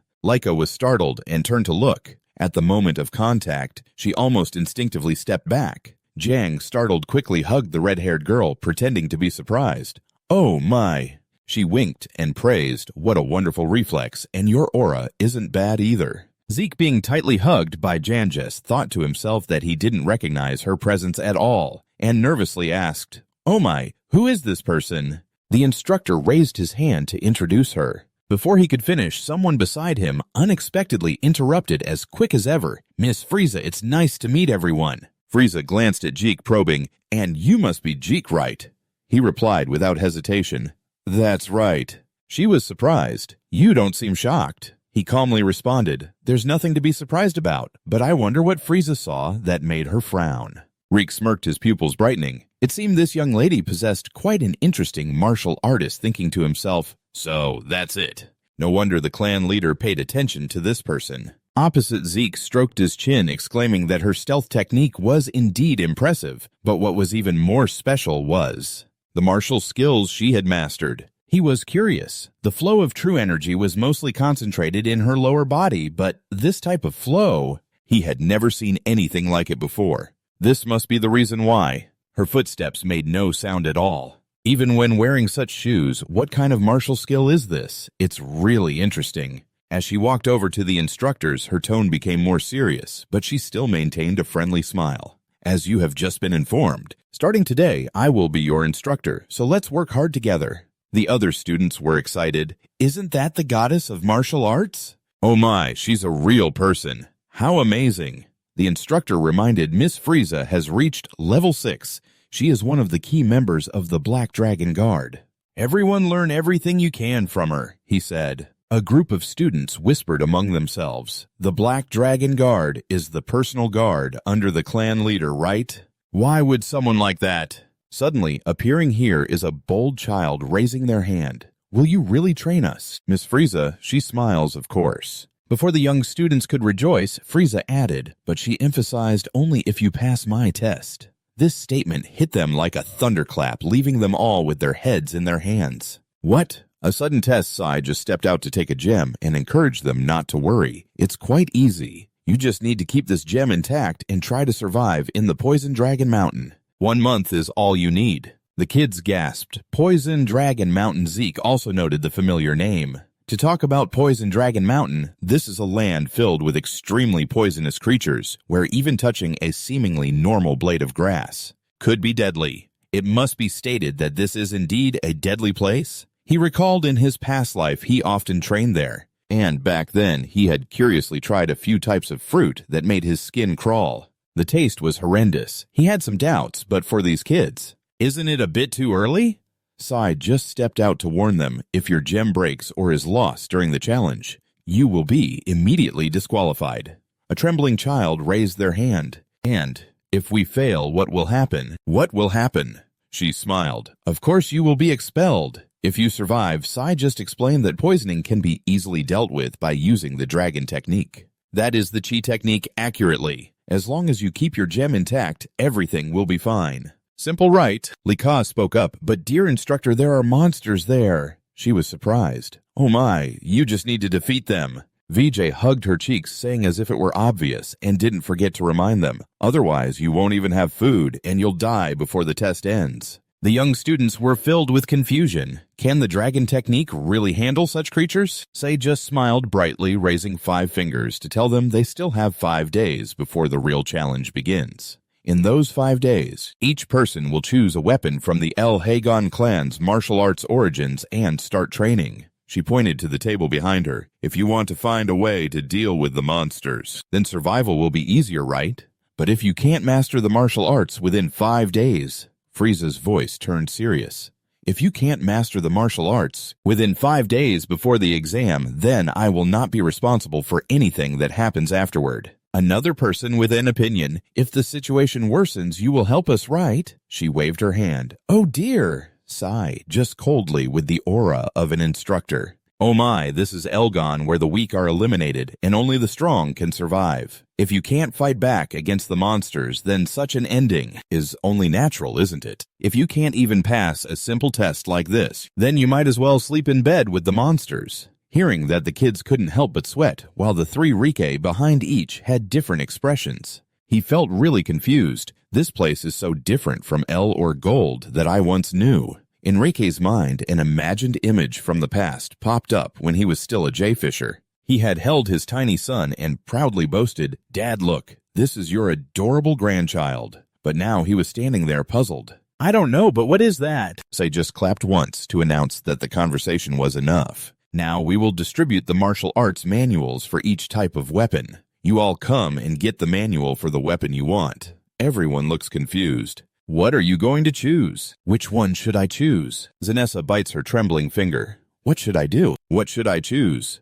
Zeke steps forward to remind Zanessa, you should choose the spear. You used it in the entrance exam, right? She suddenly breathes a sigh of relief. That's right, thank you very much. On the other side, Lika is still hesitating, even though she has the great sword technique, albeit only at the basic level. He sees and immediately stops her. Wait a minute. Lika the goat advises her to choose the sword technique. She has surprised me. But why? He turns around. Waving his hand lightly, he explains it will compensate for what you are lacking. Although she doesn't understand, Lika still accepts it if you say so. Then I guess I'll choose this one. After a while of choosing, everyone gathers again. Have you all received everything? Then in the next 5 days until the challenge begins, Justin reminds them that if you want to survive, practice as if your lives depend on it. Otherwise, just die. Everyone upon hearing this turns pale with fear. Only Riki remains indifferent. She suddenly remembers that's right, there's one more thing. The upperclassmen from the ceremony will also try to seize your crystals. Zanessa is astonished, and he is delighted it should be so. Just now he explained that the seniors from the 15th class will also participate in the challenge, and their task is to take your crystals. But because your numbers are larger and the Dragon Long Mountain is very vast, you might not need to worry about running into each other, even though they will definitely hunt you down. So try your best to do well. After saying that, she waves her scarf and leaves. Jongja touches his pale face, holding his head. What? Not only monsters, but even upperclassmen will attack us. Lika, you see all the students from the 15th class are at least level 2. Even I can't withstand being ambushed by them all at once, so most of the others might not survive. The goat calmly stretches. That's right. She angrily shouts, "Hey, you!" He then suggests, if you can't manage alone, then form a small group of 2 or 3 people. Collaborating to hunt monsters isn't forbidden, right? Isn't it better to have more people? Hearing that, Li Ka nods makes sense. Zhangzhe, confused, asks Rike, what will you do? He smiles with delight. Me. Of course I will enjoy the challenge alone. She stares in disbelief. Enjoy, Lika worries, but even if it's just you, could you really do it? The goat cheerfully walks away. Come on. Before we start training, let's go find something to eat. She is speechless. You are really a strange person. Janja agrees. Yes, sometimes that's true. 5 days after the sun just rose above the mountain range, the first rays of light pierced through the foliage, waking up the entire forest, still in slumber. All the students had gathered together. Everyone was tense for the upcoming test, just waiting for the announcement to be made. It truly is a perfect day for a full test, right? Let's get started. At the gathering spot where the tents were set up, Jang held tightly onto his spear, feeling a bit scared, whispering to Lika, finally the day of the exam has come. Lika was also feeling both scared and worried, just responding with a nod, while watching the other students busily working, some setting up tents, others carrying supplies to help Jang, who was chatting away. Even though the instructor had said that, but I am going with Miss Lika like this. Is it really okay? After all, there are many people in this class from more prestigious noble families compared to me. I am just a commoner, and I haven't achieved any stars yet. Even after pouring out his heart to Lika, he couldn't help but feel anxious and tremble at the thought of these things. At that moment, there was a blonde boy and a green-haired girl. They walked up behind Janji, hearing all his worried words. The green-haired girl was the first to comfort him. "We're all the same." By reflex, Dronzer turned around to see the two of them. His eyes welling up with tears, he happily called out, "Celine Jamon!" Celine looked over at Lika beside him. Feeling both happy and shy, he exclaimed, "I still can't believe a commoner like me gets to go with Miss Lika Jamin." Although she didn't say anything, she nodded in agreement with Celine's words. Lika looked at the three of them. Jiang, Celine, and Raymond encouraged him, saying that whether noble or commoner doesn't matter. "I am with you all because I highly value everyone's abilities." Hearing this, Janji tightened his grip on the spear in his hand and succinctly said, "I understand." His voice was very serious, promising, "I will do my best. I won't let myself become a burden to everyone." With Janji's passionate determination spreading, Raymond also assured, "I will also strive hard not to disappoint." Miss Lika smiled and praised the three of them. "I rely on you all." Saying that, she turned to ask Zeke, "But will you really go alone?" Zeke confidently replied, "Of course, I can't wait any longer." Celine and Jamin also agreed. Knowing the news about Jake's identity, Celine looked at him in admiration, unable to hold back her exclamation. "That's amazing, I've been worried all this time." Jamin also admired and sighed. "So this is the feeling of having royal blood." Hearing what Jamin said, Lika loudly and honestly replied, "Don't compare me to him, I'm trembling here too." Zeke was a bit surprised and innocently asked Lika, "Are you scared? What's there to worry about?" Aren't Lika and all the outstanding students gathered here, hearing him bring up this issue? Naturally, as if it were not an important matter at all, the three of them, Celine, Damon, and Xander, fell silent, feeling helpless, coincidentally sharing the same thought, that there are many reasons for everyone to be worried. Zeke didn't care about this issue anymore. Lika teased him, asking, "Do you think they have the ability?" Zeke smiled, but seriously replied, But of course." Looking at Raymond and Celine, Lika chose to sincerely praise her abilities. She has successfully gathered promising students. The best in the class. Lika's judgment of people is quite good, isn't it? Thinking about it, he confidently stated, "Their defensive and offensive abilities are excellent. Your test will be easy." Although he was already used to Jeek's calm demeanor at this moment, Jiang couldn't help but feel a bit anxious. He casually remarked, "That's not it." Lord Reek was still so confident, and just then Giza and other instructors approached her casually asking, "Is everyone here?" Then she looked around at the students and commented, "Oh my, so you all decided to form a team together. That's not a bad choice, since some of you might not be proficient in weapon skills yet." Just hearing the sound of chicken pho made all the students turn back in unison. Listening attentively to her commands after asking, she raised her crystal to illustrate, "Shall we start now?" "Does everyone have their crystals ready?" She held up the crystal and after listening announced the rules of the test. Your mission is to survive for a month on the Poison Dragon Mountain while keeping this crystal safe. As long as you finish the test and still have the crystal in your hands, the test is over. You all complete your part of the test and remember, all the crystals are the same. After hearing this, the students were all tense, whispering to each other. So standing in the crowd, in contrast to everyone else's fearful mood, Deka was deep in thought about the loopholes in the rules. He had thought of a way to bend the rules in his mind. If you lose a crystal, just go and steal another one. Jiga continued to explain the format of the competition. After you go up the mountain and find a hiding spot, the upperclassmen will start taking crystals from you. While she was speaking, the two boys were confidently chatting. One of them asked, "Most of them probably haven't even reached the first star, right?" The other replied, "This will be as easy as eating candy." Hearing about that tough challenge, the students were once again stunned with fear. Just as she finished her speech, she shouted, "Now that the rules have been explained, let's start." The test begins. As soon as she finished speaking, all the students quickly ran up the mountain. Lika followed the crowd, not forgetting to turn back and shout, "Zeke, you must survive." Zeke replied with a and sincerely told them, "You too." Then shouted loudly, calling after the three, Dronzer, Celine, and Raymond, "Let's go." The three of them replied in unison, "Yes," and hurriedly ran after him. At this time, Jackie was still leisurely standing next to Jessica, carelessly waving goodbye to them. "Be careful." Jessica saw this and asked in confusion, Aren't you supposed to go too? Deki was reminded by her and remembered mumbling, Right, my bad, I was a bit distracted. After stepping out, he wondered, Distracted, aren't you worried at all?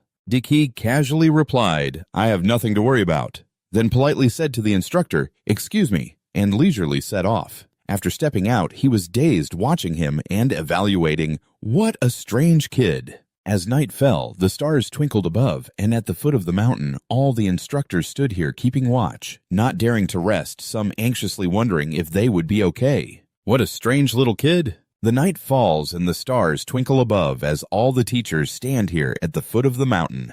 Keeping watch, they dare not rest. Some are restless, wondering if they will be okay. Right. Just walked out coldly, asking the dragon instructor back. What he seriously replied was that this test might still be a bit early for the new students, and the other instructors beside him added that it was indeed true. They have grasped the basic knowledge, but only a few of them have achieved it, and their practical combat experience is still lacking. Then the other person smiled wryly and wondered how many would pass, just walked out, casually reassured them not to worry. She analyzed that Long Mountain has countless poisonous creatures, but the quantity and quality of the monsters are not concerning. Most of them are only from 1 star to 2 stars. Moreover, as you can see, they basically can handle those 2 instructors without any further questions. The dragon instructor spoke in a low, short voice. Yes, understood. Frieza smiled mysteriously, whispering a plot. However, I will still release that thing at the end. The dragon instructor faintly heard her voice, but couldn't make out what she was saying. Ben hesitantly asked, Excuse me, sir. I didn't hear clearly what you just said. Just stepping out, changing her expression to a casual smile, she replied, It's nothing. At that moment, she commanded the selected elite students from the upper class. It's time. You all can set off. They were ordered by her and immediately went into hunting mode, rushing up the mountain. Just stepping out, she brushed her hair, gently blowing in the wind, murmuring, Let's see how many will survive. I'm really looking forward to it. The upperclassmen dashed through the dark, dense forest. Suddenly, one of them spotted someone. He quietly called out, Hey, you there. It turned out to be Zeke leisurely stopping at a tree. That kid happily whispered that he had just found someone. At that moment, another guy also noticed Zeke and disdainfully mocked him. After all this time, you're still just hanging around in one place like this. Is that guy stupid? The first one to spot him quickly found a bush to hide in, then drew his bow and aimed at Zeke. The arrow shot towards him like lightning, but Zeke calmly dodged to the side. He accurately caught the arrow. Zeke gently snapped the arrow in his hand, laughing maniacally. I've been waiting for you. The 3 were surprised by his discovery and his actions, instinctively shouting out. One asked in confusion, What is he talking about? Another was astonished, exclaiming, Didn't he just block the arrow with his bare hands? Zeke said nothing and charged quickly towards the 3. He was both amused and determined, shouting, Now let the game begin! A series of noises erupted from the forest following that. A monster suddenly emerged. Celine frowned fiercely and swung her sword, stabbing it directly into the monster's body. Just then, another monster appeared behind Celine. Celine was attacked from behind, but Jamin jumped out just in time, using his shield to save her. He then frowned and swung his shield, using the tail of the shield to stab fiercely into the monster, sending it back to the heavens on the other side. Zanza had just eliminated another monster, when during a break, someone suddenly spoke up, Han, are you all okay? Zhangzhe responded quickly, raising his head. Miss Lika, we're fine. He was surprised by the spoils beside Lika, just as rumored about Miss Lika. While we were screaming in chaos, she had taken down so many monsters. Hearing this, Lika proudly raised 2 fingers. After all, I did reach the heartbeat. It's nothing much, but more importantly, since a week after the exam started, you all have become quite strong. Celine and Jamin have also reached the 1st level. Celine smiled lightly, replying, Thanks to Miss Lika's help. Jamin also said, Thank you, miss. Zhang Jia stood aside, looking at them with a sorrowful gaze. Those 2 had already reached the 1st level. But I still saw that look, immediately comforting Janessa. You have become much stronger. You will soon achieve the 1st star. Raymond also nodded. Don't lose patience.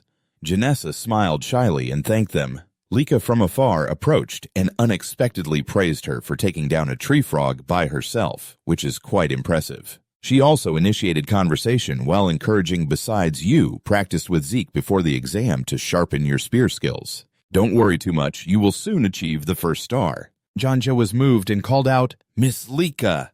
Just then Lika suddenly looked up at the sky. All right, it's getting dark. Let's head back to the base. The vehicle immediately agreed. That's right. It's really dangerous outside at night. The sun was gradually setting. The sun slowly descended behind the mountains and forests not long after the night had fallen. A thin mist slowly spread throughout the nooks of the forest their group was currently returning. While carrying their spoils, Janjia suddenly called out, Miss Lika. Lika frowned warily. What are you doing at our base? Just as she finished speaking, a pair of legs stepped out from the forest, and everyone in the group simultaneously raised their guard and drew their weapons. What? A tall young man with a sword at his waist smiled gently and spoke, Finally noticed, huh? Lika tightened her grip on the hilt of her sword and confirmed, You belong to the 10th grade class, right? Did you come to steal the crystal? That senior candidly admitted, very accurate, looking at the smiling face of that senior. One of the four suddenly thought to himself, Finally, the upperclassmen are starting to attack. And it's a second-level elite, he suddenly spoke. It's obvious in this test. But I didn't expect it to be Miss Lika's base, meanwhile. Light coldly pointed her sword at him. Then why don't you go back? You can't harm us by yourself. That senior unexpectedly changed his tone in an instant and casually retorted, Who said I was going alone?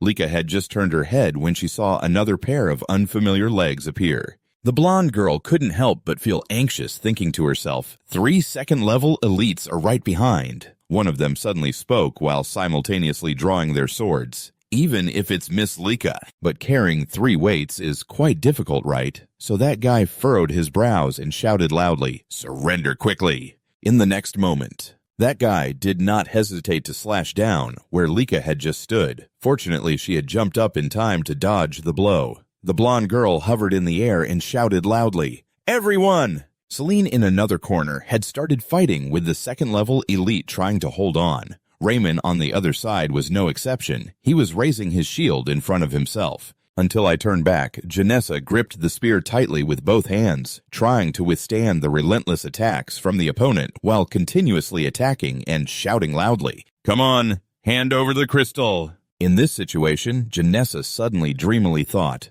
What should we do now? In this situation at some point in the past, Zeke had a bewildered expression and spoke, What you asked, how to take down a strong opponent? Jangetsu hugged his knees and replied, Yeah, I still don't have any stars, so a strong enemy appeared. I want to know what I should do after thinking it over, suddenly exclaiming 2 words, Give up. The boy with blue hair immediately jolted at that. What? He explained that it was clearly true, wasn't it? For someone who doesn't have a star, fighting against a 3rd-tier or 4th-tier opponent is completely impossible. Janessa couldn't help but exclaim in disbelief, No way, Deka suddenly continued. Anyway, with 1st or 2nd tier, it can still be managed. Xander, hearing this, was a bit surprised and turned to look at Zeke, saying, You're worried about the upcoming exam, right? If my memory serves me right, most of the monsters on Poison Dragon Mountain are 2nd tier. I've heard that the upperclassmen attacking us are mainly also 2nd tier in that case. There is still a way.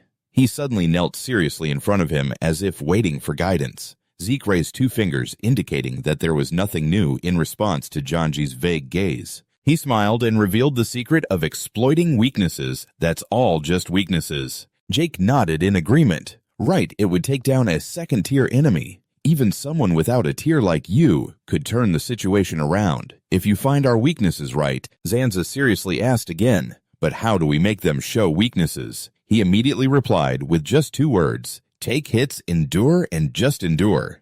Deke leaned slightly, the corners of his mouth curling into a mischievous smile. Keep taking hits until you see the opponent's weakness. The boy with blue hair immediately jolted and shouted what Jake casually asked back. Why are you surprised? You're facing an opponent stronger than you. You think someone as weak as you can do anything? Jan suddenly clenched the pants he was wearing. That's true, but can I endure it? Jake immediately corrected him. It's not about whether you can endure or not. It's about having to endure if you can't do it. Then taking down a strong opponent is a fanciful idea. His words seemed to awaken him, and he suddenly fell silent for a moment. Deke looked at him encouragingly, continuing, Then what about a special opponent like Lika? Me.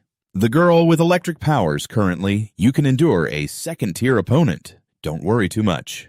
Jiang Jia so slightly bowed his head and murmured, "I think so." He bluntly pointed out Jian Jiat, "So you're still quite self-conscious." Zeke stared at him, raising his voice to teach believing in yourself is an important factor in becoming stronger. I know that." But before the boy with blue hair could finish, he pointed directly at him and continued, "Then let me give you one more piece of advice." Deki smiled brightly and said, "Don't think too much about one problem."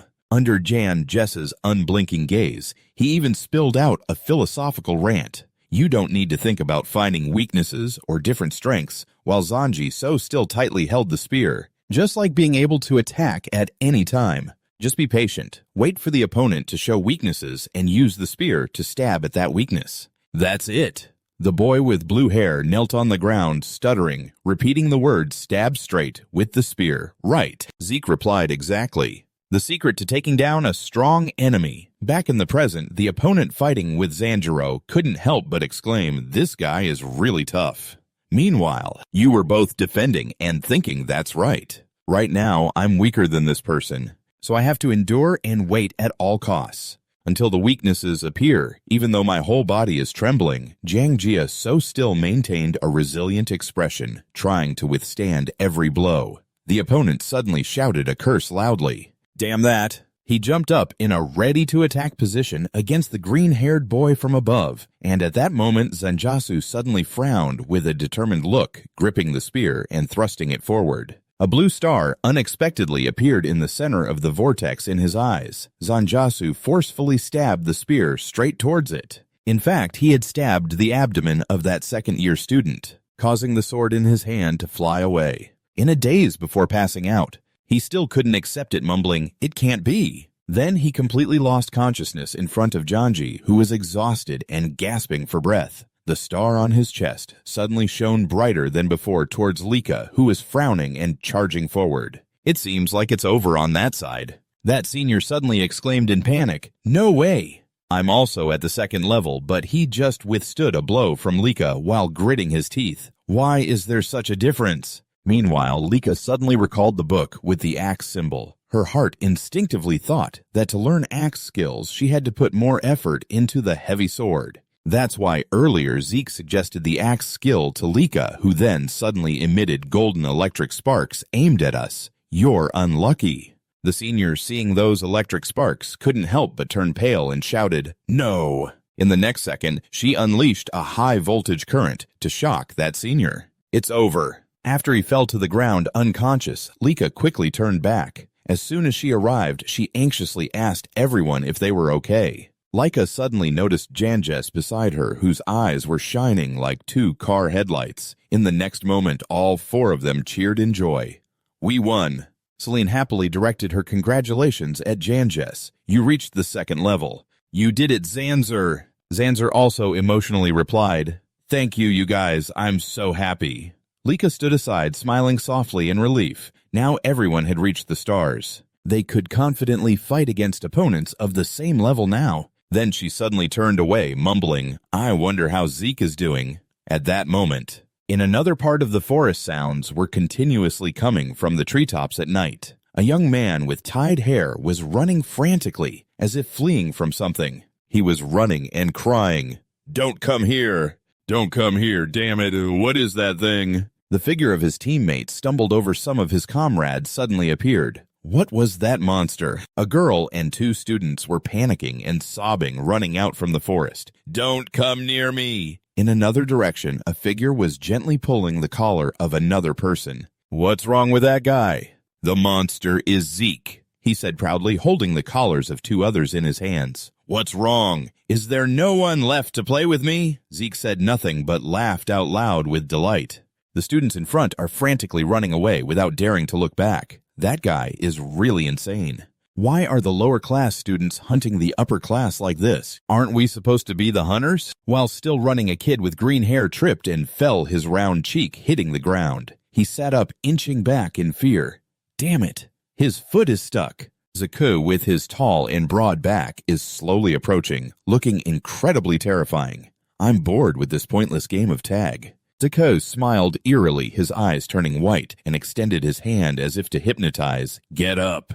Come here and fight me." The kid's eyes widened in panic. He seemed to lose consciousness, his eyes completely white, his body trembling as he was lifted by the older guy. The kid exhaled as if he was about to pass out, his face devoid of any vitality. Zakei looked at him helplessly. Oh God. He stood behind and saw the kid lying unconscious, while the two in front were still running, immediately feeling angry and scolding them. Why are you all so cowardly and lacking in courage? Didn't everyone fight fiercely at first? Don't leave me behind. Reek lowered his arm, glancing back and contemplating. Right. Or maybe you should observe more carefully. Then he was left standing there alone. Everything around became surreal as he stood there watching. Surely my direction is fine, right? Then I'll continue to play comfortably. Another foot suddenly stepped out from behind a tree. It was a police officer peeking around with a worried and confused expression.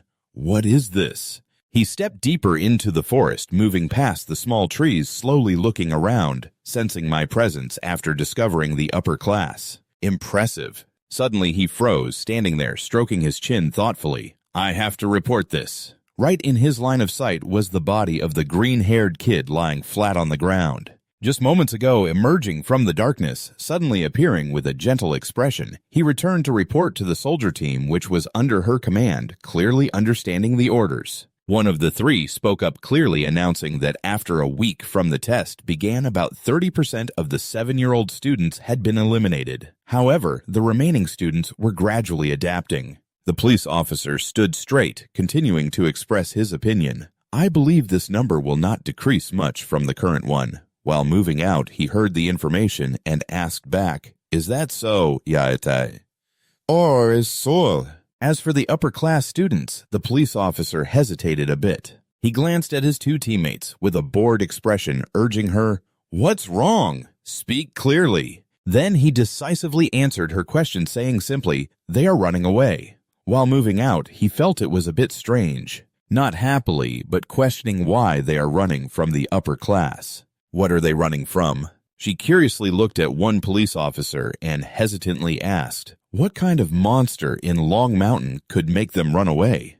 The police officer seriously replied, It's you, student. This answer left her astonished. What did you just say? You, CX Zeke, with your ferocity have frightened the other students into a panic. UCS are currently attacking the upperclassmen. Initially, the upperclassmen tried to resist, but now they are all fleeing amidst a crowd of police officers. Suddenly, a loud voice boomed, causing a commotion. So who is this CX guy anyway? He even started enthusiastically sending off the upperclassmen. It's truly unheard of for a police officer with a tuft of hair on his nose to suddenly become so composed. With all seriousness, I agree. He is your son and also the clan leader. Right. On the contrary, I must say that the goat in their thoughts looks terrifying with two glaring eyes surrounded by a powerful aura. He is an extraordinary case. He has surpassed the concept of genius and is essentially more like a monster, just casually touching his cheek and glancing away. Then, recalling his appearance in my mind, I find him quite strange. He deliberately chose to act alone and leisurely set off unexpectedly. Could it be that from the beginning he was not the hunted but the hunter with a bright smile? And those two eyes do not appear innocent at all. They look like a monster's, don't they? Suddenly, from another direction, a sound startled a female police officer. What is this sound? Just stepping out, he stood there casually, not surprised at all. Oh my, has it finally arrived? I've been waiting forever for a muscular man pushing something heavy. Miss Frieza, where should I put this? She also directed that person. Just put it there. You've worked hard. The entire police team was left speechless, shocked. What is this, Miss Fan? Don't tell me you plan to drop this into Long Poison Mountain. The power of this thing reaches 3 stars, you know. With the current strength of the kids, you can't handle this at all. Just stepping out, she showed no signs of seriousness. Her face was still bright and smiling. It's fine. This has been specially adjusted. The police officer with the tuft of hair on his nose stared at her, wondering how she could still smile so casually. That's right. This thing only attacks those who have reached 2 stars. Jake and Lika are the 2 shining factors mentioned, so the ordinary kids won't be greatly affected. Suddenly, a voice chimed in, asking, Is that so? But why do that? Just stepping out calmly extended his hand and decisively replied, This is the clan leader's order. Hearing that, the police officer suddenly froze, his face dripping with cold sweat. Slowly, the clan leader has a mysterious creature with two blood-red eyes locked in a cage with a metal frame. And that muscular man just brought it here. Let's see how he handles this. He is strong enough to make seasoned veterans call him a monster. I wonder if he can handle something like this. Fergie's expression suddenly darkened, filled with gloom. She smirked with a cryptic smile. Release it at dawn. The scene shifted to when the sun shone brightly through the treetops in the forest, and Zanessa held a long tube in her hand, looking ahead with curiosity. Celine also sensed something strange. Did the ground just shake a little? Leica, walking in front, frowned and examined the situation with a serious expression. What could it be? It felt so strange. A boy with blonde hair stood beside her. Looking innocently, it seems like it's the upperclassmen again. Zanzar began to voice the random thoughts in his head, making Leica feel uneasy. Perhaps it was a monster, like a fierce wild boar or something similar. Her expression worsened. But why did it suddenly feel like a loud, violent noise came from above their heads? A huge, ancient tree was leaning and about to fall. Like realized this. She shouted loudly to warn everyone around about the falling tree. Everyone get out of the way. Their group quickly struggled to escape from the tree's fall. After dodging, Leica looked back and wondered what was happening. Celine, with a frightened and confused expression, recognized that it was Janessa trembling in fear as she looked up, while the boy beside her was staring intently at a monster with a body made entirely of stone and two glaring red eyes that suddenly appeared a golem. Zeke was looking up with an indifferent expression. Is it already time to be careless? He sighed and leaned against the pile he had just caught. Outside, police officers were still patrolling the forest. I'm starting to feel bored. No one can fight me anymore. It's truly disappointing. Suddenly, from afar in the forest, there was the sound of birds flying away in a hurry and a loud noise echoing. Zeke was startled by all the sounds that just reached him. A strange presence. He seriously thought in his head, what is this? It has been a long time since a monster of this level appeared. He suddenly looked up, thinking about a few random things. Or are they trying to imply something by releasing it? This is a tribal leader from 1,000 years ago, but for the abilities of the kids today, a 3-star opponent might be too much for them. Reek sat high up, swaying his head. His whole body swayed from side to side. Things like this should have been handled by the teachers before the exam started, right? It's not right to just come out with a seemingly gentle smile while being so calculating. Maybe they intentionally released it. What are they really planning? Therefore, he suddenly laughed with an amused demeanor, his eyes shining like car headlights. But this is even better. Perhaps we will be entertained. Zeke quickly found something interesting and jumped down from above, preparing to leave. I can't just sit still like this. I came here for a 3-star. If it had appeared closer to me, it would have been more fun. But it appeared far away. Over here, Celine was holding a sword in her hand. Struggling to attack forward, her whole body was knocked back without causing any damage to the golem. As Celine landed, she looked up worriedly. How could there be no scratches at all? Jamin clenched his teeth tightly and used his weapon to jump high to attack the golem.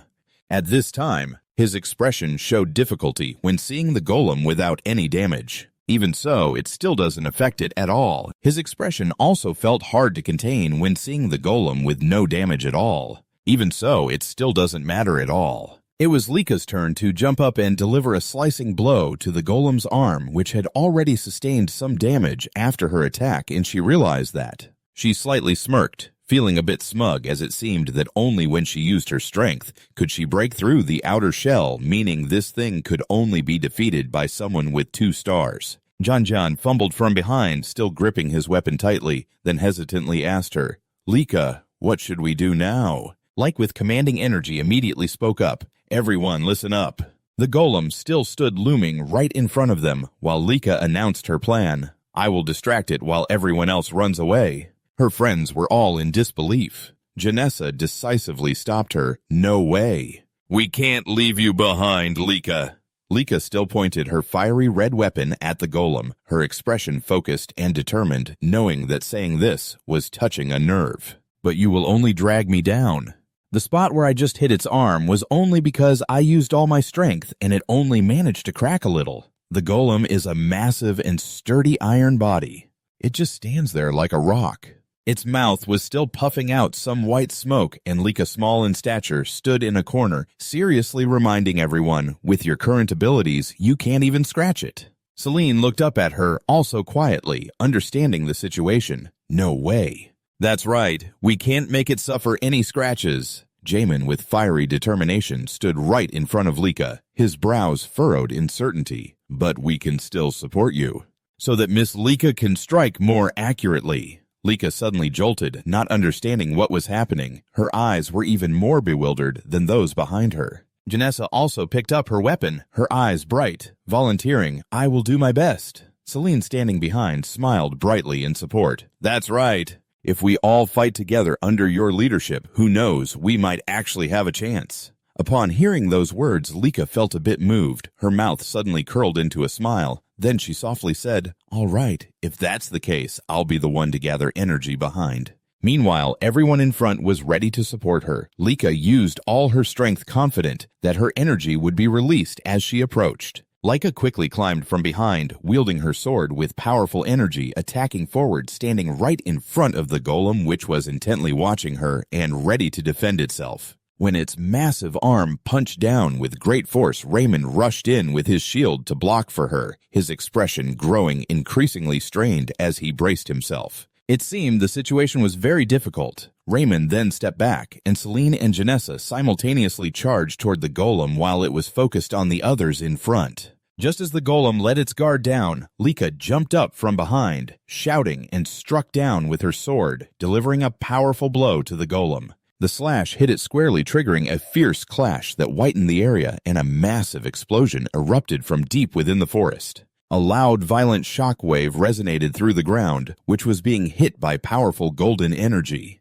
As Lika landed, Jian hurriedly rushed over to ask Lika, "Are you all right?" She still tried to force a smile just enough, but that last blow had drained all her energy. Lika looked towards Celine, who was helping Raymond, and asked with concern, "More importantly, Raymond, are you okay?" He was still trying to muster the strength to respond. "I'm fine." Lika felt a bit relieved. Lika also felt a bit better. Just as Lika decisively spoke a word, the golem appeared behind us. "Everyone, we need to return to the base." Suddenly, Jian pushed Lika strongly in one direction. Without having time to react, she took his place as the golem grabbed her in its enormous hand. Lika felt breathless and pain with each squeeze from the golem. I had let my guard down, and yet it could still move. Celine was supporting Jamin, and upon seeing that scene, she panicked and worried. How could this be? It can still move like this. Jamin helplessly called her name in pain. Lika, in a reckless moment, grabbed her weapon and charged straight to attack the golem, shouting for it to let her go.